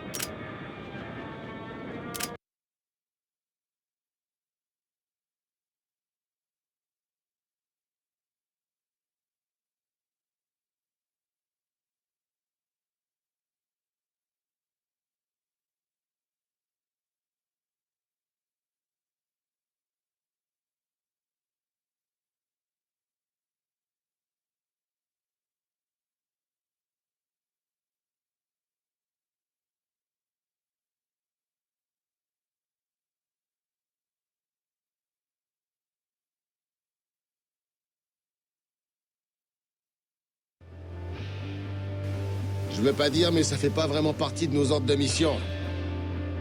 Restez prudents. N'oubliez pas que ces types ont éliminé 4 soldats et qu'ils en ont enlevé un autre.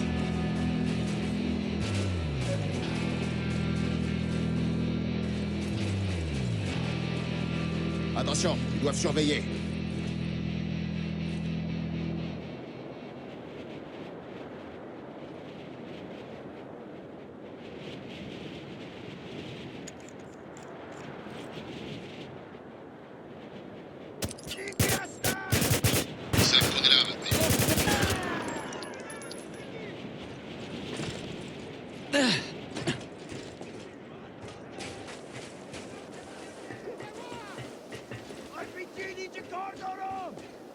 On se fait attaquer!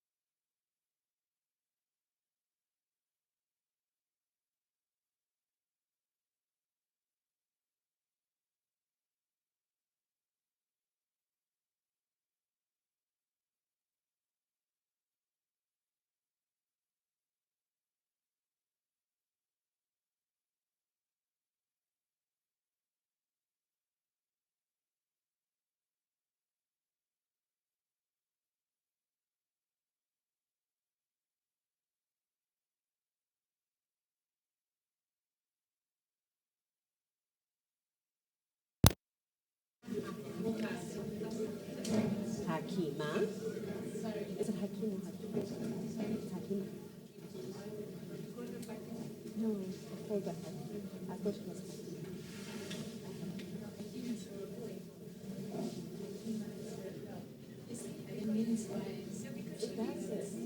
Okay. All right, welcome back, everyone. Let's carry on with the next session, which is going to be moderated by Mam Pendaba, who is with the University of. I will let the panel introduce themselves, including Mam Pendaba, and we can carry on with looking at the applications in challenging orthodoxy today. Okay. Yeah. Thanks, Betule. Merci beaucoup. Nous attaquons le deuxième panel de cette journée intitulé Challenging Orthodoxies in an Application. Nous allons donc, vous le voyez, vraiment attaquer la partie pratique, voire pragmatique, la partie opérationnalisation des idées et des alternatives qui ont été soulevées depuis deux jours. Le but de ce panel est double. C'est donc revenir sur les questions, les entrées majeures qui doivent être challengées, contestées, et donc la question de la mise en pratique, de l'application concrète de ces alternatives-là. Nous allons avoir trois terrains d'application concrètes. D'abord les politiques sociales, ensuite le secteur de l'agriculture et celui du changement climatique. Et pour nous introduire dans ces domaines où on va voir comment les alternatives peuvent être concrètement mises en œuvre, j'ai le plaisir d'avoir autour de moi, avec moi pour ce panel, trois collègues. Nous commencerons par professeur Jimmy Adesina de l'Institut de recherche des Nations Unies pour le développement social, UNISA, mais qui nous vient aussi de l'Université d'Afrique du Sud. Il nous parlera donc des politiques sociales alternatives. Ensuite, Million Belay prendra le relais. Million coordonne l'Alliance pour la souveraineté alimentaire pour l'Afrique. Et à sa suite, nous parlerons de changement climatique et de la manière dont, encore une fois, les hétérodoxies ici peuvent s'appliquer. Et pour réfléchir sur cette question du changement climatique, nous allons avoir avec nous James Murumbetsi, j'espère que je prononce correctement, qui est un spécialiste en gouvernance du climat et des ressources naturelles auprès de la CA. Je vais donc laisser la parole tout de suite à Jimmy Adesina pour une dizaine de minutes.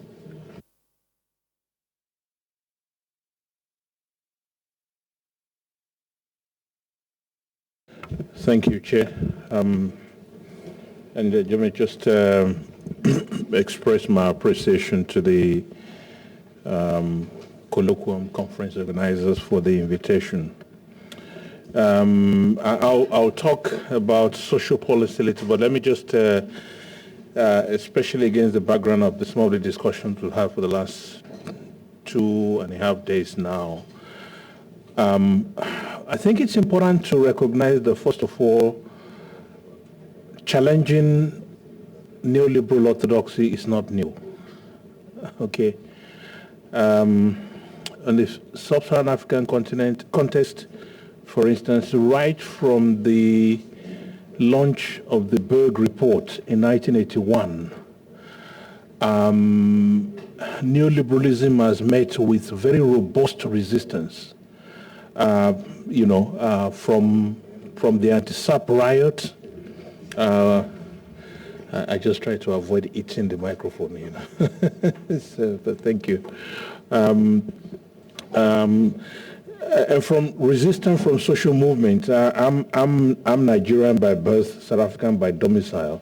If I don't get run out of town by the time I get back, and I can remember in the 1980s, the Nigerian Labour Congress convening what they call meetings, what they call a social movement with what they call radical intellectuals in this. And we're also in the city where the Council for the Development of Social Science Research Codesria is based. My first General Assembly of Codesria was a very robust resistance in terms of neoliberalism. Second thing is that it's much of what I think Kate spoke about on the first day by video conference has to be understood in terms of neoliberalism's weaving and dodging in response to this concrete resistance on the ground. And I don't think we should beat ourselves up too much about this neoliberalism. I mean, I'm old enough to know the first phase was about getting the price right. Okay. Very quickly, that became very obvious in terms of its deflationary impact, this maladjustment of African economies, and the fact that it was an utter failure, and so on and so forth. Now, of course, so I'd like to put it this way: that resistance matters, and pushing alternatives to neoliberalism, matters. Now, of course, a different way of reading or understanding Orthodox neoliberalism's response, especially from the Bretton Woods institution, is to apply Imre Lakato's framework of scientific research, programs. You can make a distinction between the hardcore assumptions of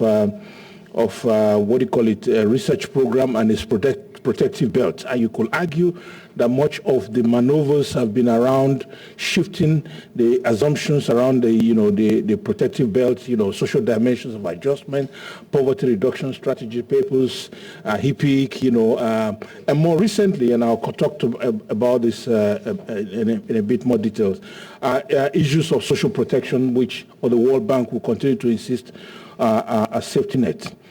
But there is a third issue that needs to be taken into consideration, which if you were to look back into the 1980s, it's a completely different landscape, which provides wider policy space. Now, love it or hate it, and there are many people I know on the continent who probably hate it and this and that, is that 2019 is different from 1985, okay? Largely because of the presence of China. Both in terms of development financing, in terms of alternative. The idea that the IMF itself is acknowledging industrial policy, okay? I mean, I know that David Harvey will argue that, Deng Xiaoping was the first neoliberal something. But the Chinese model is as heterodox as you can imagine, okay? In terms of the insistence of state-owned enterprises and this. And fourth, and I hope I don't, get people's back up too much on this, is the contrary to some of the claims made yesterday, for instance, in which the complicity for sustaining neoliberal orthodoxy is simply about the elite and the academia. I think what needs to be understood is that a central shift in the terrain of African politics and social movement and social mobilization is at the level of society, especially with the NGOs. And the field in which I work, for instance, we're dealing with NGOs that are manufactured, okay, whose very existence depend on continuous funding. If I can be, I don't have to give any, some of us saying I'm not speaking on behalf of some. I'm speaking about on behalf of myself. The African Platforms for Social Protection was created by Sylvia Beals with funding from DFID. Its project in what I call the Trapper's Game was to create the demand for social protection instruments, then get international, NGOs funded by DFID to be the one implementing, then get British, scholars to do the, impact assessment and this or that, and then get, do that and force that on civil service. I mean, I've asked this question, if this was about Africa, new patrimonialism would be popping up every second sentence, and this or that, Now, so let me come to the more substantive thing in terms of the persistence of neoliberalism in the domain of social investment and social provisioning. So why a social policy take on the orthodoxy? Well, actually anybody is familiar with this will know that in its infancy, neoliberalism's bugbear was the rise of the welfare state, okay, with its norms of collective social provisioning and regime of redistribution, okay? If you go to 1939's Walter Lippmann's The Good Society, which was the basis of the colloquium, where neoliberalism was used in Paris, as a major something, for instance. And then, of course, you have Frederick Hayek, and somebody spoke earlier on about basic income grants. Well, actually, you can't be more Hayekian than basic income grants. Just read the Constitution of Liberty to understand that, because what it involves is you give people money, but you dismantle the welfare state. Okay, and Lippmann was insistent that in a free society, for instance, the state does not administer the welfare of men. Okay, just keep in mind the men there. Okay, it administers justice among men who conduct their own affairs. Of course, the women go out of the picture, and so on and so forth. And the whole idea of the so-called hegemony, if anything like that, of cash transfer fits very tightly within this. It's about giving people money, they become consumers, they become individual agents who engage in markets, and and so on and so forth. And at the heart of the neoliberal orthodoxies approach to social policies are at least four dominant issues. One is the aversion to collective social provisioning or universal institutional welfare provisioning. Second is a stratified, segmented regime of social provisioning. In other words, the middle class, the upper class, and the non-impotent poor, which is the old language in poor law regime, will have to either through their own pocket or or social insurance get their own coverage. And then the impotent poor, deserving poor, through targeted instruments, for instance, will be given what is essentially a stingy amount of money. My last calculation was, if you look at the Malawi cash transfer scheme, for instance, it was about 6 cents per person per day. The Kenyan, old age cash transfer something, was 13 cents per person per day. That's where the ludicrous notion of $1.91 as a threshold for destitution, not poverty, destitution, it stands at $1.91 and this. So the stratification of regime of social policy, for instance, becomes quite central to this thing. And it's a residual approach to social policy. In other words, the idea is that you have these public interventions in a way to mop up what may call market failures. All right, and there, Hayek was quite happy to go along with the poor law regime. But more importantly here is the aversion to synergistic relationship between social policy and economic policy, driven by the same norms. And I will argue here in a few minutes. Just give me a minute or two, and I'll be done. So what neoliberal approach to social policy entails is a monotasking of social policy, first reducing social policy to social protection, segmented between social insurance provisioning, such as individual health insurance and retirement saving schemes, and public assistance in terms of tax-funded, cash transfer schemes, for instance. So in terms of alternative, we've been working on this since about 2005, and what we call transformative social policy. And activist scholars are involved in the field should be aware of the fundamental difference between stratified, segmented social policy instruments and social policy with transformative intention.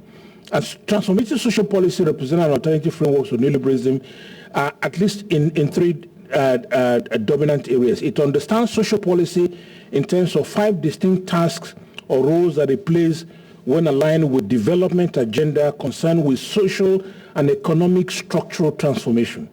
It's about the redistributive effects of economic policy, the protection of people from the vagaries of the markets and the changing circumstances of age, or life, the enhancement of the productive potentials of members of society, the reconciliation of the burden of reproduction with other social tasks. And the intention here is to transform the economy, social institutions, and social relations.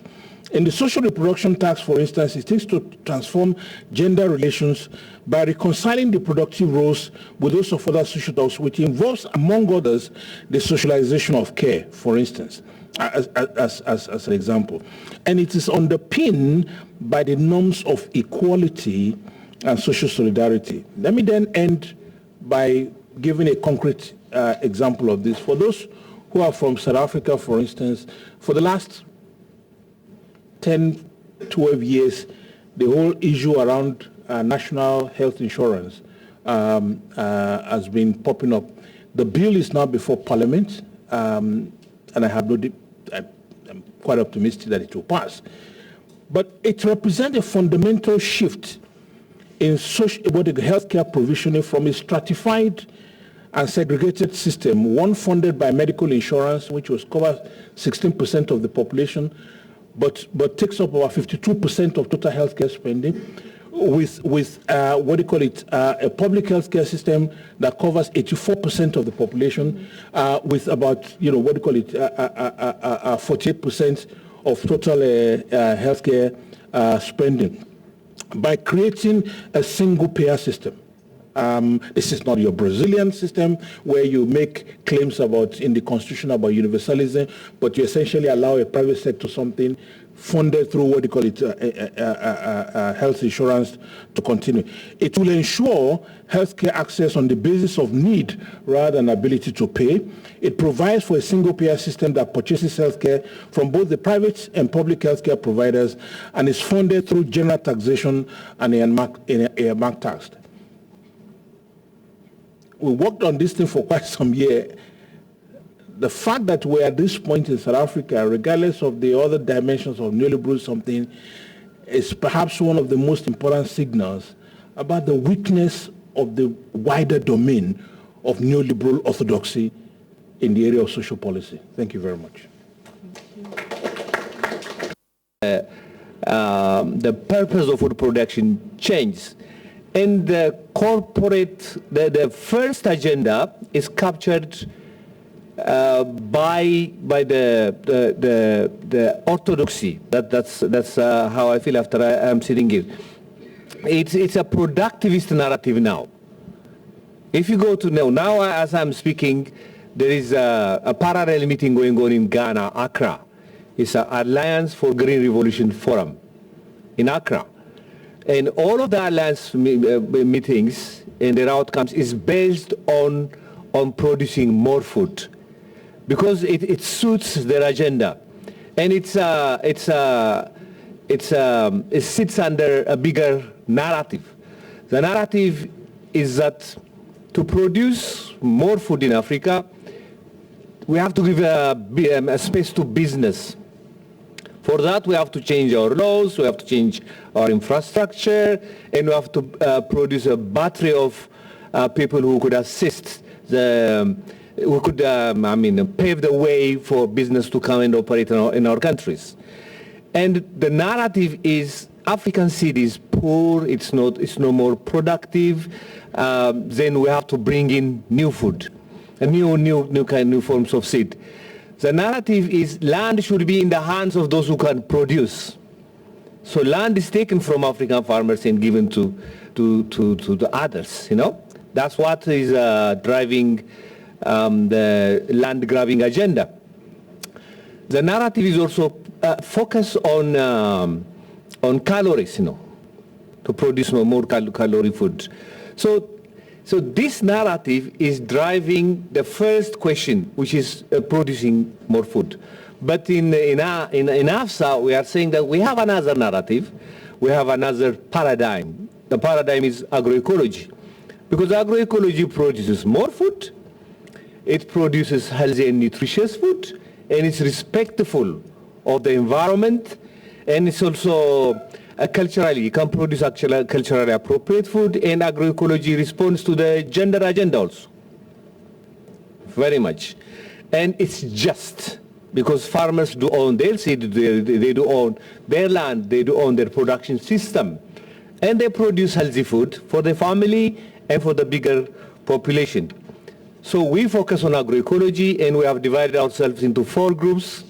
We have a group working on seed and agroecology, actually fighting with the corporate agenda, which is trying to capture our laws and our regulations around seed. We have a land and agroecology working group working to really make sure that communities own their land. You know, the land that's under attack in Africa is communal lands. Communal lands for grazing, for various purposes are under attack. They're taken as free. So we work around that. Climate change and agroecology. We are using the climate agenda as a positive initiative to capture the space that we are losing. Because agroecology is basically the way to be resilient, to be adapting to the climate crisis that we're facing. We have also the consumer agenda, the consumer or the citizen agenda, citizens in the agroecology group. You were talking, Fatima, yesterday about Mariama Sonko. Mariama Sonko is a member of AFSA, where the solution is a member of AFSA. And Mariama Sonko produces an alternative to Maggi cubes. They are quite famous in West Africa and also in our part of the world. And what Mariama Sonko produces is much more healthy. And she is an example, but there are a lot of initiatives all over Africa, you know, who produce agroecological products, who are healthy products, but who are not getting recognition. So one of the projects that we are promoting is to really map out these positive initiatives and synthesize them and make them the winning narrative. And the African food policy, we don't have an African food policy anyway, but policies related to food in Africa are led and captured by the Orthodoxy, as you know. So what we are trying to do now is to produce a new food policy for Africa with in collaboration with the African Union. And I would like to speak, and we are engaging with the African Union to do that. I know that you say that there are 1,000 or something regulations out there for approval, but the process is very much important because one, it is captured. Second, it's not democratic. Our policies are not developed democratically. And third, the policies are not coherent. The policies that we have around food are not coherent. One promotes something and the other demotes something. So we wanted to create a coherent policy environment, and we want to create a policy which recognizes these ground initiatives like Mariama Sonko's initiative into the policy space. So we are doing that, and to really counter the push for agrochemicals, we are running with this project to the biofertilizer project, where farmers are trained to produce their own inputs, agricultural inputs. We've had an experience exchange with Latin America, especially from Colombia, and farmers love it in Africa, and it's spreading without us even controlling what's happening. And we read stories after stories of those techniques being used. And if we really be systematic around that, which we are trying to be, I think you can defeat also this agrochemical agenda that is pushed on Africa. So I will stop here, and I would really, really invite this community to be part of our struggle. We don't have economists, and I'm not an economist either. So we really want you to work with us, and we'll be happy to welcome you with us. Thank you.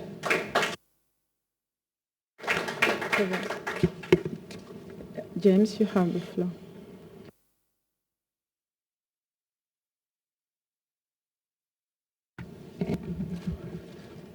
Thank you, Chair.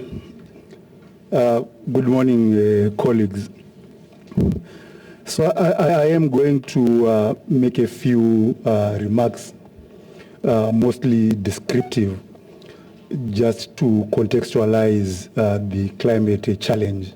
And then I'll try and put that context into the situation that we are engaging with around the dominance of the orthodoxies. The first point I want to make is to observe that climate change is in fact the result of how we produce, distribute and consume goods and services. It is actually caused by the cumulative concentration of greenhouse gases in the atmosphere. And the greenhouse gases, as we know, are emitted through the burning of fossil fuels, principally coal, petroleum and gas, for energy, for transport, for heating, and so on. But greenhouse gases are also emitted from other production processes, such as agriculture and forestry. Now, the key challenge is that carbon dioxide, once it is emitted into the atmosphere, it stays there for anything up to 200 years and continues to influence the climate system for thousands of years. Industrial scale emission of carbon dioxide starts with the Industrial Revolution. That's about 250 years or so. And it has been accelerating ever since. So the carbon dioxide that was eliminated by the very first steam engine is actually still in our atmosphere and is affecting the climate system. This is to say that industrial capitalism, the production system which underpins neoliberalism, also produces climate change. Today, in contemporary terms, it is demonstrated that there is a direct linear relationship between GDP, apologies for that metric, but that's the only measure that we have. There is a direct relationship between GDP and greenhouse gas emissions. So developed economies have emitted more carbon dioxide in order to achieve their current rates of development. And contemporary economic growth also continues to be driven by carbon. So what we have is not only industrial capitalism, we also have carbon capitalism. And this is continuing to this day. So for instance, in 2018, 7 of the top richest corporations in the world by revenue are either in energy or in car manufacturing. The only exceptions, I think, are Apple and Walmart. I forget the third one, but the other 7 are involved in energy generation, in petroleum, in drilling, and so on. Now, in terms of the historical concentrations of carbon dioxide, atmospheric carbon dioxide, Africa is responsible for only about 5% of that carbon dioxide, which means that the continent is basically barely present in the activities that produce carbon dioxide emissions in the atmosphere. You will have heard in the narrative of climate change that what the world is experiencing is anthropogenic climate change. That is, human beings are interfering with the climate system. This is very misleading because it in fact infers that all human beings are interfering with the climate system. But if Africa is contributing only 5% of cumulative greenhouse gas emissions, we cannot actually say that we are part of that anthropogenic system that is producing climate change. So we need to insist that climate change is a production of capitalism and not a production of humanity. The greenhouse gases that have become concentrated in the atmosphere, as we know, have also started interfering with the climate system. And now the challenge is that if these concentrations reach a certain threshold, the interference with the climate system may become irreversible.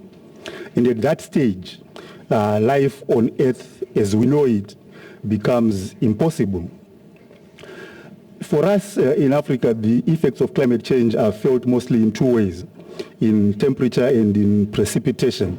And we are already experiencing unpredictable variations in temperature, in rainfall, and so on.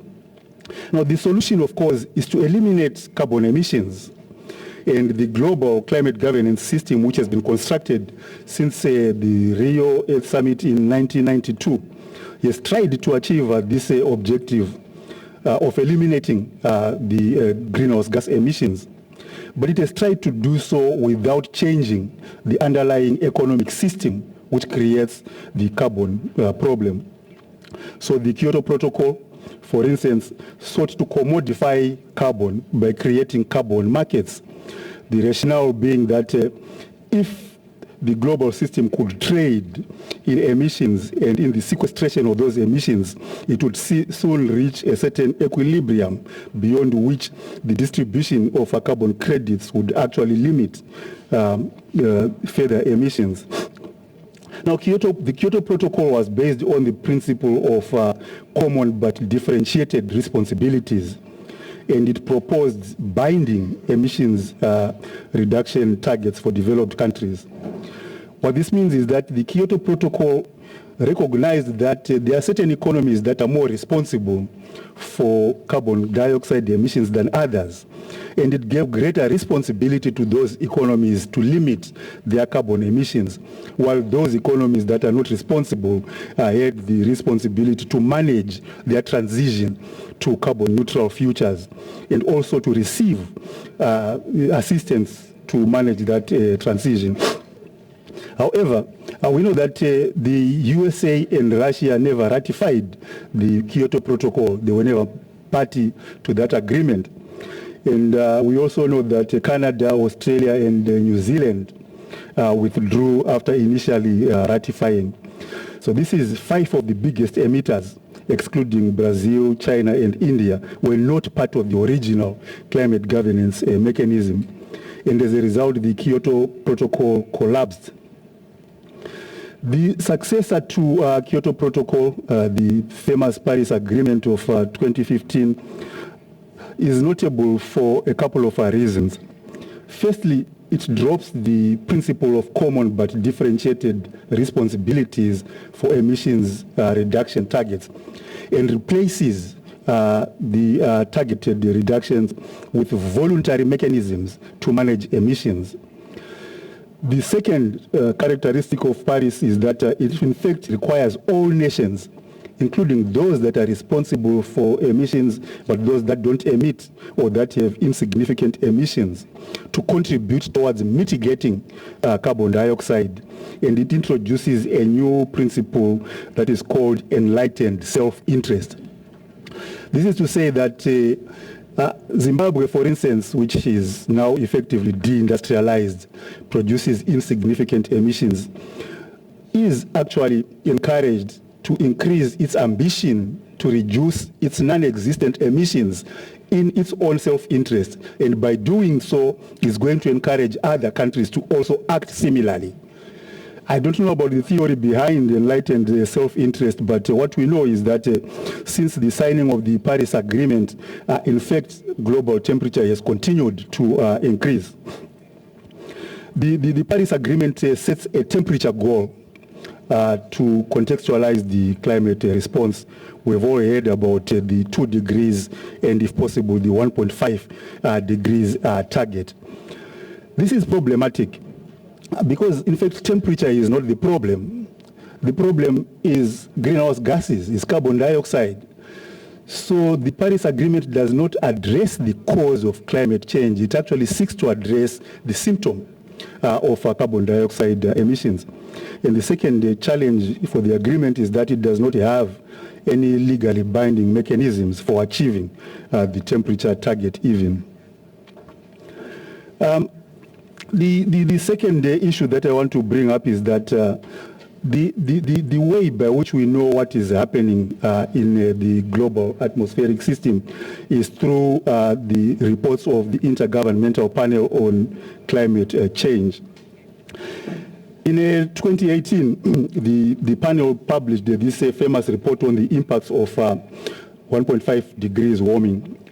In that report, it proposes that in order to stay within this 1.5 or 2 degrees guardrail, emissions need to be reduced by 45% by 2030, and they need to be reduced to net zero by 2050. For Africa, what this effectively means is that we should develop our economies without carbon emissions. So there is a very real risk that the drastic energy transitions that are going to be required and the scale and speed at which they will be required will actually contribute to the deepening of global and national inequalities and also deepen other inequalities arising from the impacts of climate change itself. The second implication is that the renewable energy value chains which are required in order for us to make the energy transition are effectively located outside of Africa. So the biggest investors in clean energy are now China and India. And the bulk of the investments that are made in these countries are actually to replace coal-fired power stations and plants in their own countries. So where do the decommissioned power plants from China and India go? You guessed it. We are importing them into Africa as part of the relationship between China, India, and the other BRICS. So Africa is effectively industrializing by importing decommissioned carbon-intensive technologies, not only from these BRICS countries, but also from the rest of the world. For instance, the biggest loan ever made by the World Bank to an African project in the history of the World Bank is actually to the Medupi coal power station in South Africa in 2010. And finally, another problematic on the energy transition is that about 80% of new discoveries of fossil fuel deposits are in Africa. And Africa also produces the bulk of the coal that is consumed globally. Many of the economies of our continent are heavily invested in carbon-intensive energy.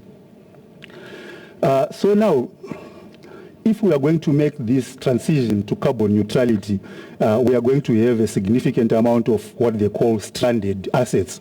We will not be able to utilize the new discoveries of carbon fossil fuels, which have driven industrial capitalism to its current stage of development.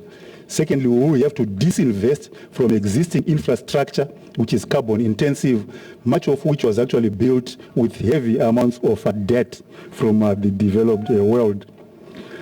And thirdly, we would have to reconstruct our energy relationships with the rest of the world. Now, this is about industrial production of carbon. But we say that carbon is also produced from agricultural and other natural resource-related processes, and Million also referred to eco-agricultural systems. You may have noticed that in August 2019, the IPCC issued another report, this time focusing on agriculture emissions. And this panel concludes that we need to reduce emissions from the agricultural sector by altering food consumption practices, and that this need may actually be more urgent than the need to reduce industrial emissions.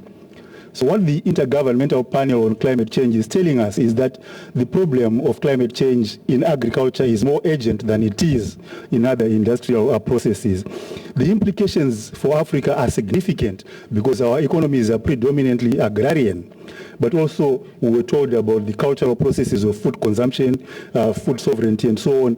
We will definitely be affected because the solution, if we are going to change our agricultural systems, might actually be to transform our agricultural system towards systems that are based on heavy investments from outside of the continent. It's problematic because the IPCC reports are based on published data. The way in which IPCC works is that it collects individual scientists who review data in very specific areas. Now, we did an analysis of the last assessment report of the IPCC, and we found that of the about 700 authors who contributed to that report, only 67 were Africans, and most of these based in the diaspora, doing research outside of Africa. This is important because it means that the climate narrative is being constructed without African input. What we know about climate change, in fact, does not reflect what is actually happening in the climate system in Africa itself. And I think this reflects the unequal relations of production of knowledge, which are consistent with the unequal relations in other processes. So in conclusion then, the IPCC recommends that carbon removal from the atmosphere will be a key component of the strategies to achieve the 1.5 degrees target. Carbon removal is a technological solution which involves carbon capture, use, and storage. Now we know that these technologies pose many scientific, political, and moral dilemmas. The one of which is actually the potential weaponization of the weather system, and that's already happening. It is in fact actually possible to cause rain to happen in a specific area if you want, or to stop rain from happening. It's possible to deflect the sun and heat from the sun to a very specific geographic location, or to actually concentrate heat from the sun, many different ways. But also the storage of carbon is problematic, and no one knows exactly what the safety of is. So the debates, they are almost exactly the same as the debates that we had in the genetic modification of organisms. And the challenge is that there is no policy or regulatory mechanism yet to monitor what is actually happening in carbon capture, use, and storage. So the climate challenge prejudices the African continent in many different ways, but also the construction of the climate response is done with almost no participation from the African continent. Thank you.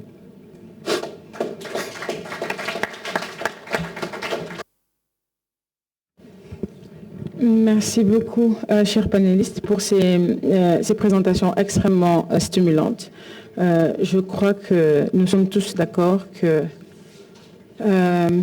s'agit là de réflexions tout à fait importantes, qui, pour ma part, m'inspirent au moins deux réflexions. La première qui part de la présentation de professeur Adesina, qui est pour moi l'idée que pour challenger les orthodoxies, il nous faut vraiment éviter le piège de leur méconnaissance ou de leur connaissance superficielle. Qu'il faut vraiment une profonde connaissance, et je crois qu'il vient d'en donner un exemple très clair. Il faut une vraie connaissance et pas une connaissance donc superficielle de cette orthodoxie-là, afin d'être capable d'identifier toujours derrière des politiques qui semblent presque alternatives ou presque hétérodoxes, être capable de retrouver le fil, on va dire, des idées, des paradigmes qui, en réalité, relèvent de l'orthodoxie. Et donc, cela me rappelle une phrase de Mudimbe, dans l'odeur du père, cette capacité du colonialisme à renaître sous d'autres formes dans la pensée postcoloniale. Et donc cette attention soutenue est vraiment très exigeante que nous devons avoir, nous qui aspirons à penser différemment, à donc connaître ce contre quoi nous nous dressons. Et donc à le connaître de manière, encore une fois, très méthodique et très importante. Et donc il me semble là qu'il y a dans cette aspiration et dans ce travail que nous faisons un véritable défi épistémologique. Et c'est ce qu'on disait ici, l'idée c'est de challenging orthodoxies. Je pense que le premier ou l'un des défis les plus importants, c'est ce défi méthodologique de la connaissance encore une fois, de la chose contre laquelle nous nous dressons, pour pouvoir construire à partir d'autres hypothèses, d'autres paradigmes et d'autres idées ce que nous voulons faire. Je crois aussi que je retiens de la présentation de Prof Adesina l'importance de passer de modèles simples à des modèles complexes. Le modèle orthodoxe, il est Je crois aussi que Nango l'avait très bien montré. Il est attractif parce qu'il est parcimonieux. Il a cette qualité d'être simple, d'être accessible. Or, le monde dans lequel nous vivons, et je crois que toutes les réflexions autour de l'intersectionnalité, autour de l'obligation de penser le genre en même temps que nous pensons d'autres dimensions, nous obligent à aller vers des modèles fondamentalement complexes et à sortir du confort précisément de la simplicité et de la parcimonie du modèle orthodoxe. Je pense que ce serait intéressant d'essayer de creuser autour de ce premier défi épistémologique. Le deuxième défi pour moi, qui vient cette fois-ci des réflexions de Million et de James, qui sont, je crois, vous le voyez, très interliés, très connectés, ces deux présentations, ce serait pour moi des enjeux qui sont liés cette fois-ci à la biopolitique. C'est-à-dire toutes ces questions où, en réalité, les politiques que nous sommes en train de mettre en œuvre et de subir ont partie liée avec des questions de vie et de mort. Et je crois que sur la question de l'alimentation, de la nourriture, de ce que nous consommons, de comment nous produisons, de comment nous utilisons nos terres, de comment nous utilisons l'eau ou pas, etc. Et sur la question et les conséquences des modèles de développement qui sont les nôtres, il se joue au fond des questions aussi fondamentales que la continuation au fond de la vie et dans quelles conditions, etc. Et donc cette réflexion, le second défi pour moi, c'est comment en réalité le modèle orthodoxe est en train de mettre en question c'est cet enjeu de biopolitique qui est en train de nous rattraper de toutes les façons. Et ça me semble... Et je retrouve ici, dans la question, par exemple, du changement climatique et des modèles de développement, je retrouve tout à fait les réflexions antérieures sur la question de la durabilité du modèle de l'emploi salarié, jusqu'à quand, et je retrouve aussi donc des réflexions de Fatou Saoussa sur et de Moussa, donc sur l'emploi informel ou solidaire et social. Peut-être un dernier point, je crois que nous avons avec ce panel et surtout avec la réflexion de Prof Adesina, l'importance et je crois pour le coup que c'était un très bon choix et une très bonne organisation au fond de ces 3 journées, le fait qu'on ait insisté sur le fait de regarder de près d'abord ce que sont les orthodoxies avant de les confronter, de les challenger. C'était vraiment important ce moment de questionnement sur ce que c'est fondamentalement avant de pouvoir prétendre à les dépasser, même si effectivement cette question du dépassement et de l'alternative est posée depuis longtemps. Nous avons donc, je retiens évidemment sur beaucoup d'autres choses ces 2 éléments d'épistémologie, de passage à des modèles complexes et les enjeux de biopolitique, c'est ce que je retiens pour ma part. Mais je pense que la salle a retenu beaucoup d'autres choses, beaucoup plus intéressantes et stimulantes. Et c'est pourquoi je vais vous inviter maintenant à partager vos réflexions avec nos panélistes. Nous avons... Ouais. La première. D'accord. Merci, Ebrima, qui insiste pour que je donne d'abord la parole à Sarah, qui aurait dû être avec nous sur ce panel, mais elle préfère parler de la salle. Donc, je lui donnerai d'abord la parole. Ensuite, je prendrai Nel. Nous avons à peu près une vingtaine de minutes, donc si vous pouvez être très concis pour que le panel puisse réagir. D'accord. Sarah? Yeah, well, my preference was also to speak from here because, I mean, this was such a rich panel with real deep expertise on the issues that you're working on. And I just wanted to put out there a provocation to the room, to the panel also. And it's linked to this concept of what you raised. I'm going to stretch this concept of stranded assets a little bit. And it's linked to what was said about these manufacturing of organizations that are supposedly encompassing the interest of African people. But there's a challenge with the way that they are manufactured, but also the way in which they are disposed. So with the example that you gave, part of the challenge is that these organizations attracted and were made to be attractive to our best African thinkers, and they subsumed them. And after a while, when they made too much noise, they discarded them. And so for me, it's also a question of the stranded assets, which are our intellectuals, who, yes, these are not perfect institutions, they're not perfect organizations, these are NGOs, and however else they're configured. But they house within them a lot of our finest, our brightest, the research that they're doing.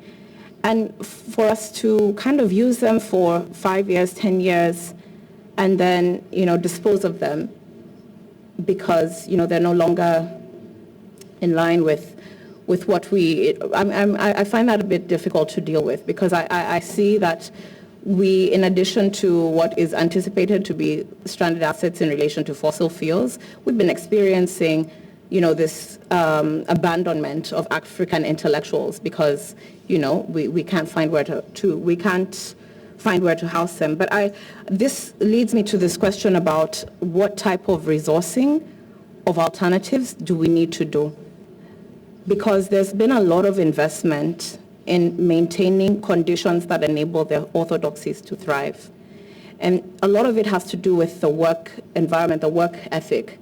So where you work until you're burnt out, where finances are so constrained that you are always on the survival mode, where our brightest thinkers are reduced to spending hours on calls discussing how they will get $50,000. Again, for me, that's a misdirection of our intellectual value, So I'm asking, what are the ways to resource alternatives? What are the ways to not resource alternatives? How do we devote time, not just money? How do we devote even, respect? So those are some of the things I just wanted to throw out there. This question about resourcing, this question about, these organizations that are part of our communities, and they take our finest, and then, 2 years later, they collapse. And with their collapse is a whole host of, African capital in terms of thought leadership.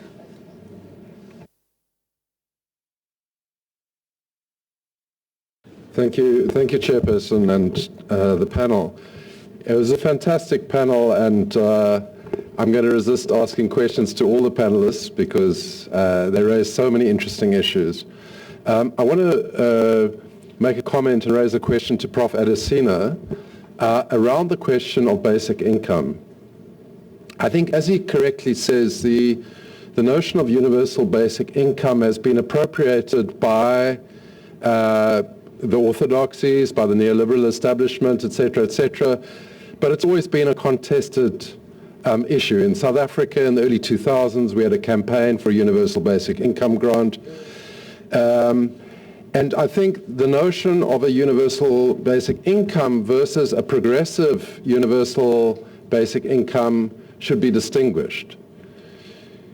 The neoliberals are counterposing the notion of a low universal basic income to the provision of public services. Since the global financial crisis, their solution is to say, well, let's cut back and privatize public services, give everyone a basic income, and then we withdraw our responsibility as a state to deliver these services.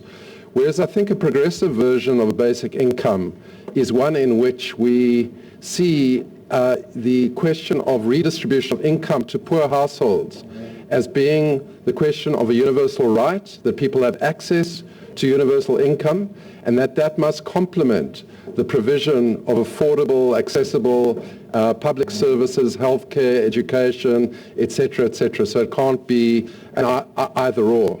And it's part of the mechanism for redistribution in the context of issues of, challenges of unemployment, etc., which is not to accept that universal or that a basic income grant is if you like, a safety valve for the need to create, full employment policies, etc., etc. So I'd just like to get his comment on that, whether he thinks it can be a contested terrain and whether progressives can appropriate the agenda for our own objectives while contesting the neoliberal interpretation of the universal basic income.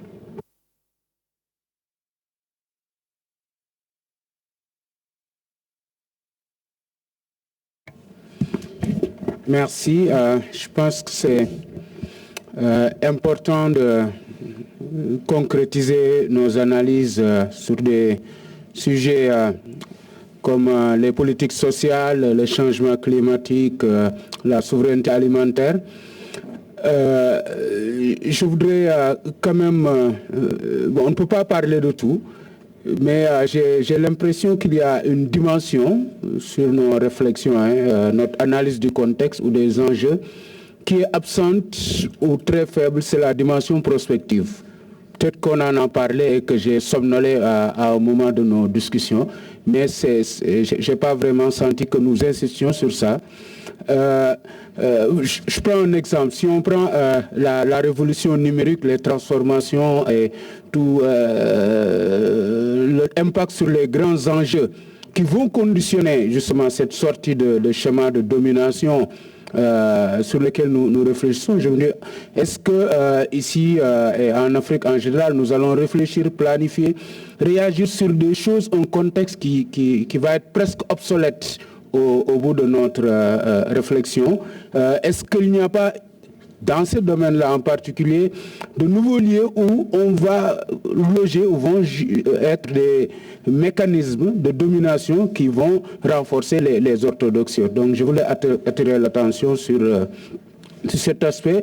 Et deuxièmement, peut-être poser une question en particulier à James par rapport au rapport du GIEC et les affirmations qui concernent l'agriculture. Je n'ai pas encore eu l'occasion de regarder le rapport, donc je voulais savoir est-ce qu'on a les détails sur ça, sur les lieux où ces émissions sont plus importantes, ou est-ce que on parle en général, et c'est quel type de production agricole justement qui fait le plus ces émissions, et par rapport à tout ça, comment défendre les intérêts de l'Afrique sur ce sujet, étant donné que nous sommes vous dites absent du système qui le produit, et qu'est-ce qu'il doit être fait dans le court terme ou le moyen terme, justement pour que nos préoccupations soient mises au devant de la scène. Merci.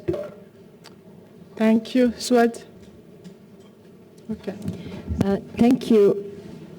James, I'm really disturbed now. IPCC is an intergovernmental body of the UN, am I wrong? So how come Africa is not at the table? I thought that the main thing we did was to make sure that we were organized up to COP21, of course, and African concerns were taken in the agreement, right?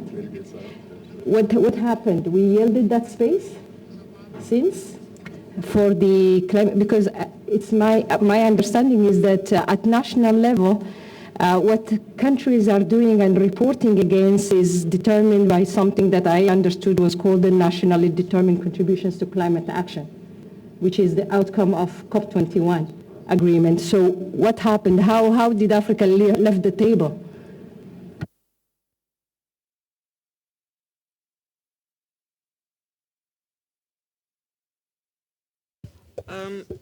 Thank you.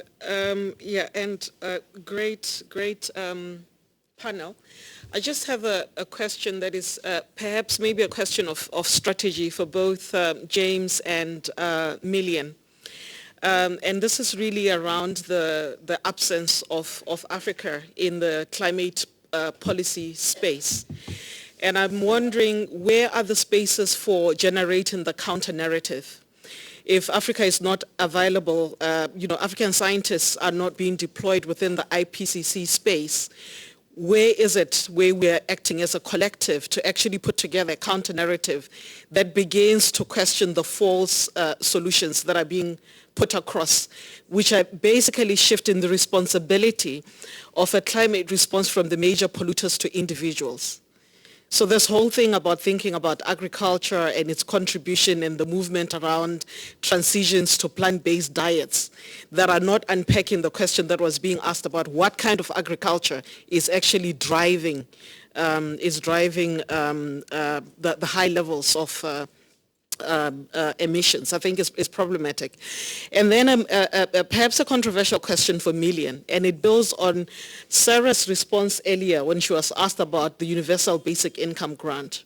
So if we look at the agroecology and its roots, agroecology as a movement, its roots being in Latin America, what is it about agroecology that actually makes it relevant for Africa? You talked about its cultural aspects. Perhaps if you unpack that a bit, it would help illuminate it for us on when is it that we adopt things that work from elsewhere, and on what basis do we reject them?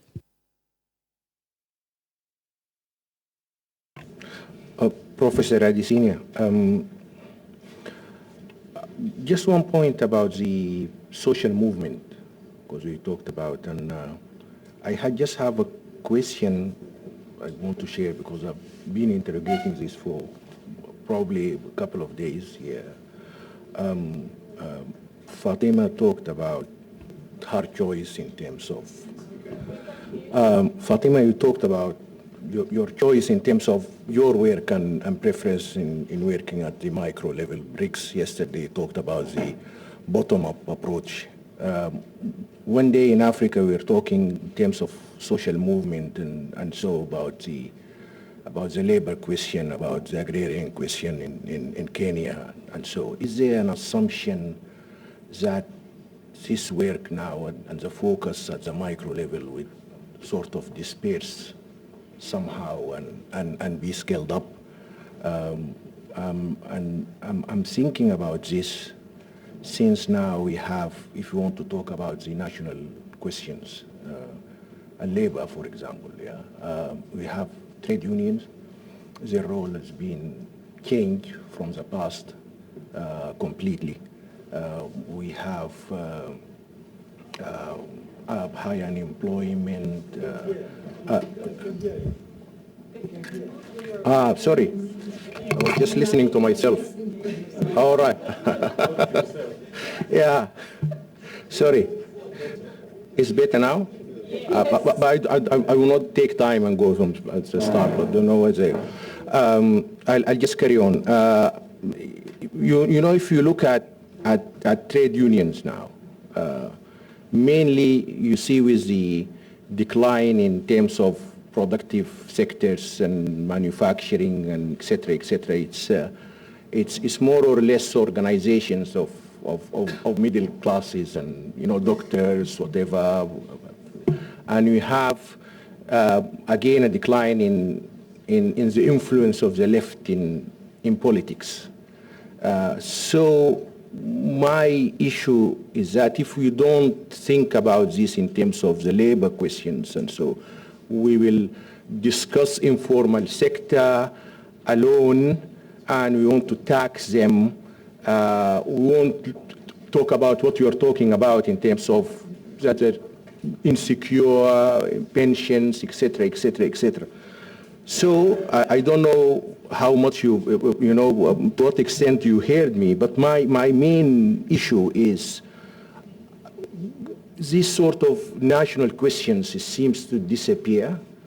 And is there an assumption that somehow by working together in various places, it is a model now, it should be for Africa, is that we work together here, there, and so, and it will be probably different from the Latin American one where you have the left, the church, and the left, and so you have big social movement under an umbrella. I'm not saying there's something right or wrong, but I think we need to interrogate more the terminology social movements. Merci. C'est bon? Oui. Très bien. Questions for Million. I like very much your presentation and the distinction you made between full sovereignty and full security.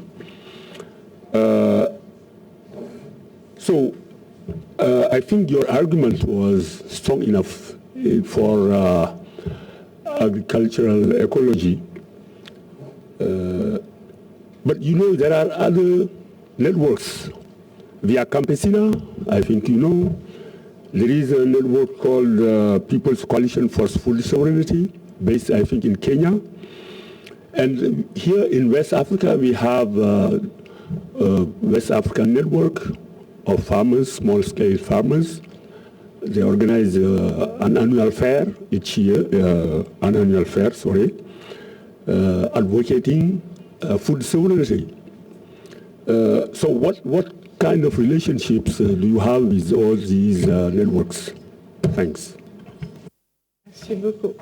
We only have 8 minutes left, so I will give you each 2.5 minutes. Thank you. Well, thank you very much for the response and contributions from the room. Look, I mean, I raised the issue about the social. This is the area in which I work. I mean, it's like some of my colleagues in South Africa. When there is a crowd demonstrating, it's the revolt of the poor. Without asking the question, what are they demonstrating about and what is driving? You can get neo-fascist movement demonstrating on the streets and this and that. And the strategy, because we need to come back to the important point that you're raising.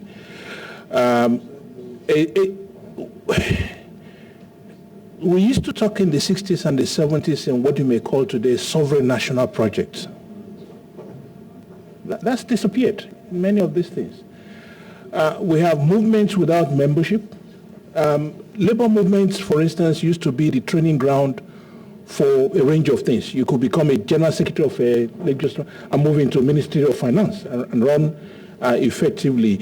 The whole, what do you call it, accountability dimension that comes with running organizations and this. So my concern here, and it comes now, to the question of the basic income grant, it's not to take this on the face value. Not every demonstration, not every claim about democracy or human rights, and then somebody say human wrongs, and so on and so. So let me come back to link that to the question of the basic income grants. Again, the way in which things emerge. So let's look at in the global something, for instance, is guy standing that has put basic income grants coming out of the ILO, going to SOAS on the something. What is the basic something? Guy standing takes for granted that the crisis, the labor market crisis, is given, is taken as given. The idea that you could strive for the possibility, I mean, and we have to think about this thing.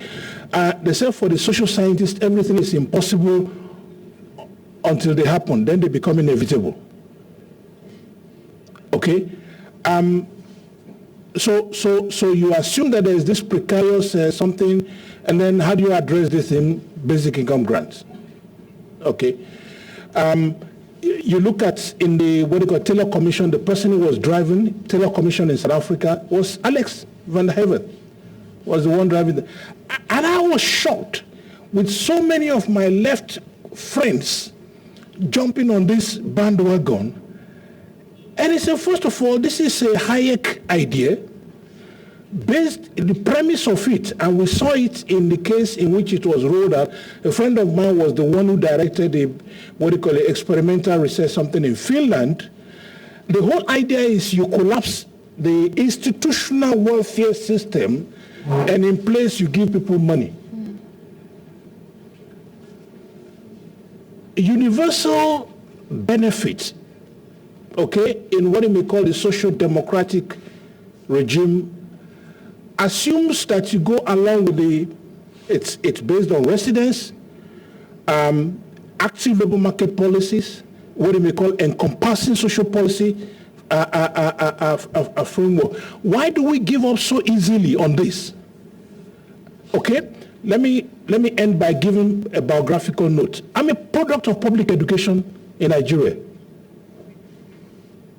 When I was going to school, if anybody was in private school, you will ask the parent, what is wrong with your child? The best schools were public schools. Okay? Then we had the divestment that happened under stabilization regime, and the public schools that exist now, the good ones are essentially private. We used to have a situation in response to the Civil War, the question about what is behind the Civil War, the way in which people got, barricaded behind regional something.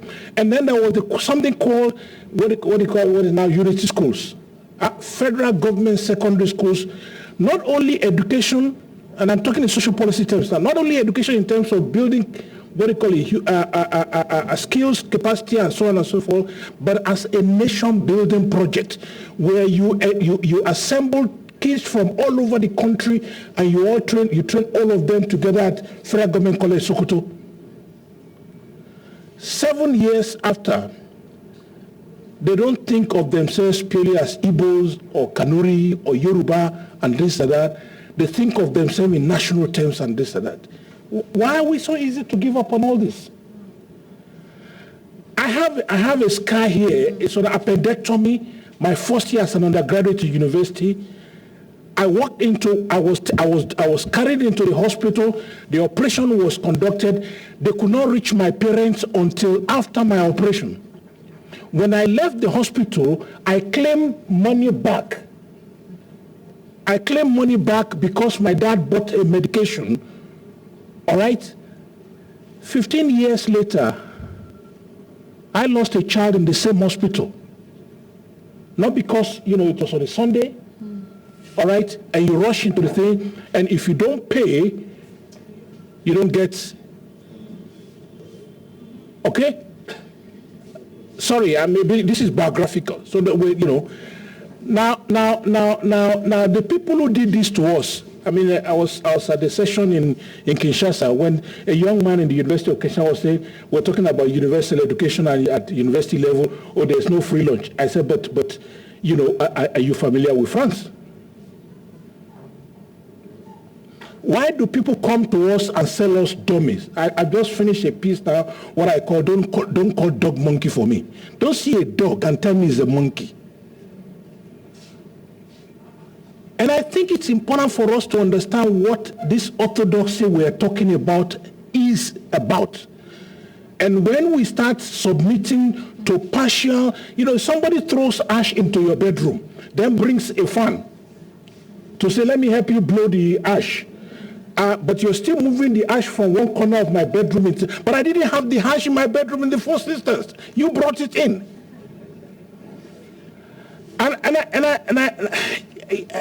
So let's understand the origin of many of these issues. Let me end on this. Tanzania goes for its next election. None of us even will remember. Kenya goes for its next election, and we're all on tenterhooks. Tanzania has 100 ethnic groups, 4 racial groups. Not one group has been victimized by any other one. To understand the nation-building project in Tanzania, you have to understand the use and the deployment of social policy instruments as the deliberate way of building people together, which Nigeria learned with the unity schools and so on and so forth. These are not things beyond us. If we're going to talk about the reconstruction of an African future, it's not in this partial thing about giving people 6 cents and celebrating it. Uganda is supposed to have its next what they call oil, and I was invited to a workshop in Kampala where there's not going to be what they call it fiscal space to give cash transfer. And I said, do you really have respect for your grandmothers? That was the question I asked. Do you really have respect for your grandmothers? They said, why am I asking the question? You're giving somebody 13 cents. Are you celebrating? In the meantime, you are the ones who are propagating this thing. You're traveling all over the world. Have you tried to survive on 13 cents? Yes.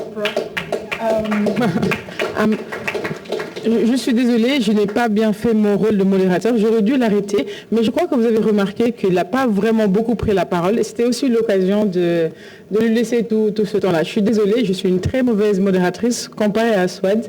Mais maintenant, je vais me transformer en Swad. 1 minute chacun, point. Pas de... Okay, 1 minute. Short answer. All of the institutions that you mentioned are members of AFSA. You call ROPA, PROPA, COPAGEN, INADE, SENOPE. We are the solution. LVC Africa, all members of AFSA. Masiho, my sister. The Latin America, in 2013, we asked our two questions. One, in 10,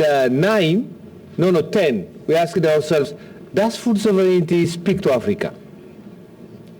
We had a 3-day workshop discussing what food sovereignty is, and we said at the end, yes.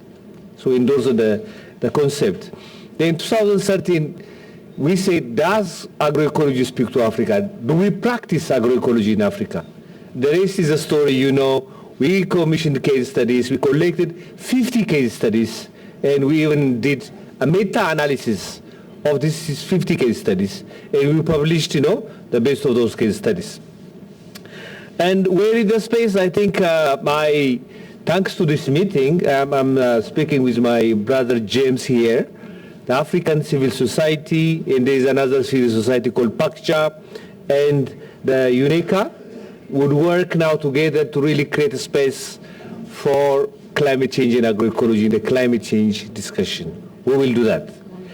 The last answer, what kind of agriculture produces more emissions? That's an obvious answer. Industrial agriculture, because they use the chemicals. Nitrogen-based chemicals are much more, twice as greenhouse gases than even carbon dioxide. And they destroy biodiversity. It's a monoculture-based agriculture, and they destroy soil.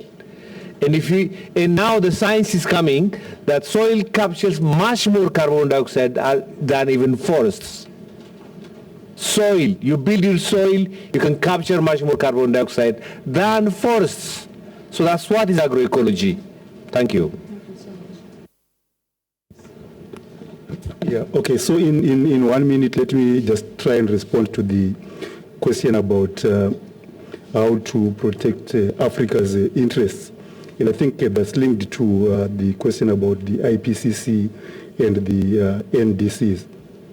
So the challenge with the IPCC is that it is a very politicized process, scientific process, where the panel itself identifies individual scientists who are going to contribute to the report, the assessment report. But each individual scientist cannot use data that is not published in a refereed journal to contribute to that report. What this means is it then replicates the politics of publication and production that we know already disadvantages African research. So much of the data that you find in the IPCC report excludes African science. The NDCs that you talk about are voluntary mechanisms which say every country is going to contribute so much to mitigation, to reduce their emissions and so on. And to be frank, all of them are fictitious. In Africa, these are fictitious because they were actually produced mostly by consultants and NGOs that were hired in the lead up to the Paris Agreement, and they reflect the ambition of the sponsoring nations rather than... In terms of our discussing in going forward with our economic thinking. Thank you very much to all the panelists.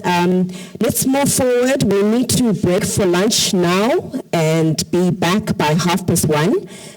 We would like to stick to our promise to try and start leaving by 4 o'clock. So please, let's be back by 1:30. I'm sure we can make it. If not, be seated by at least 10 to 2.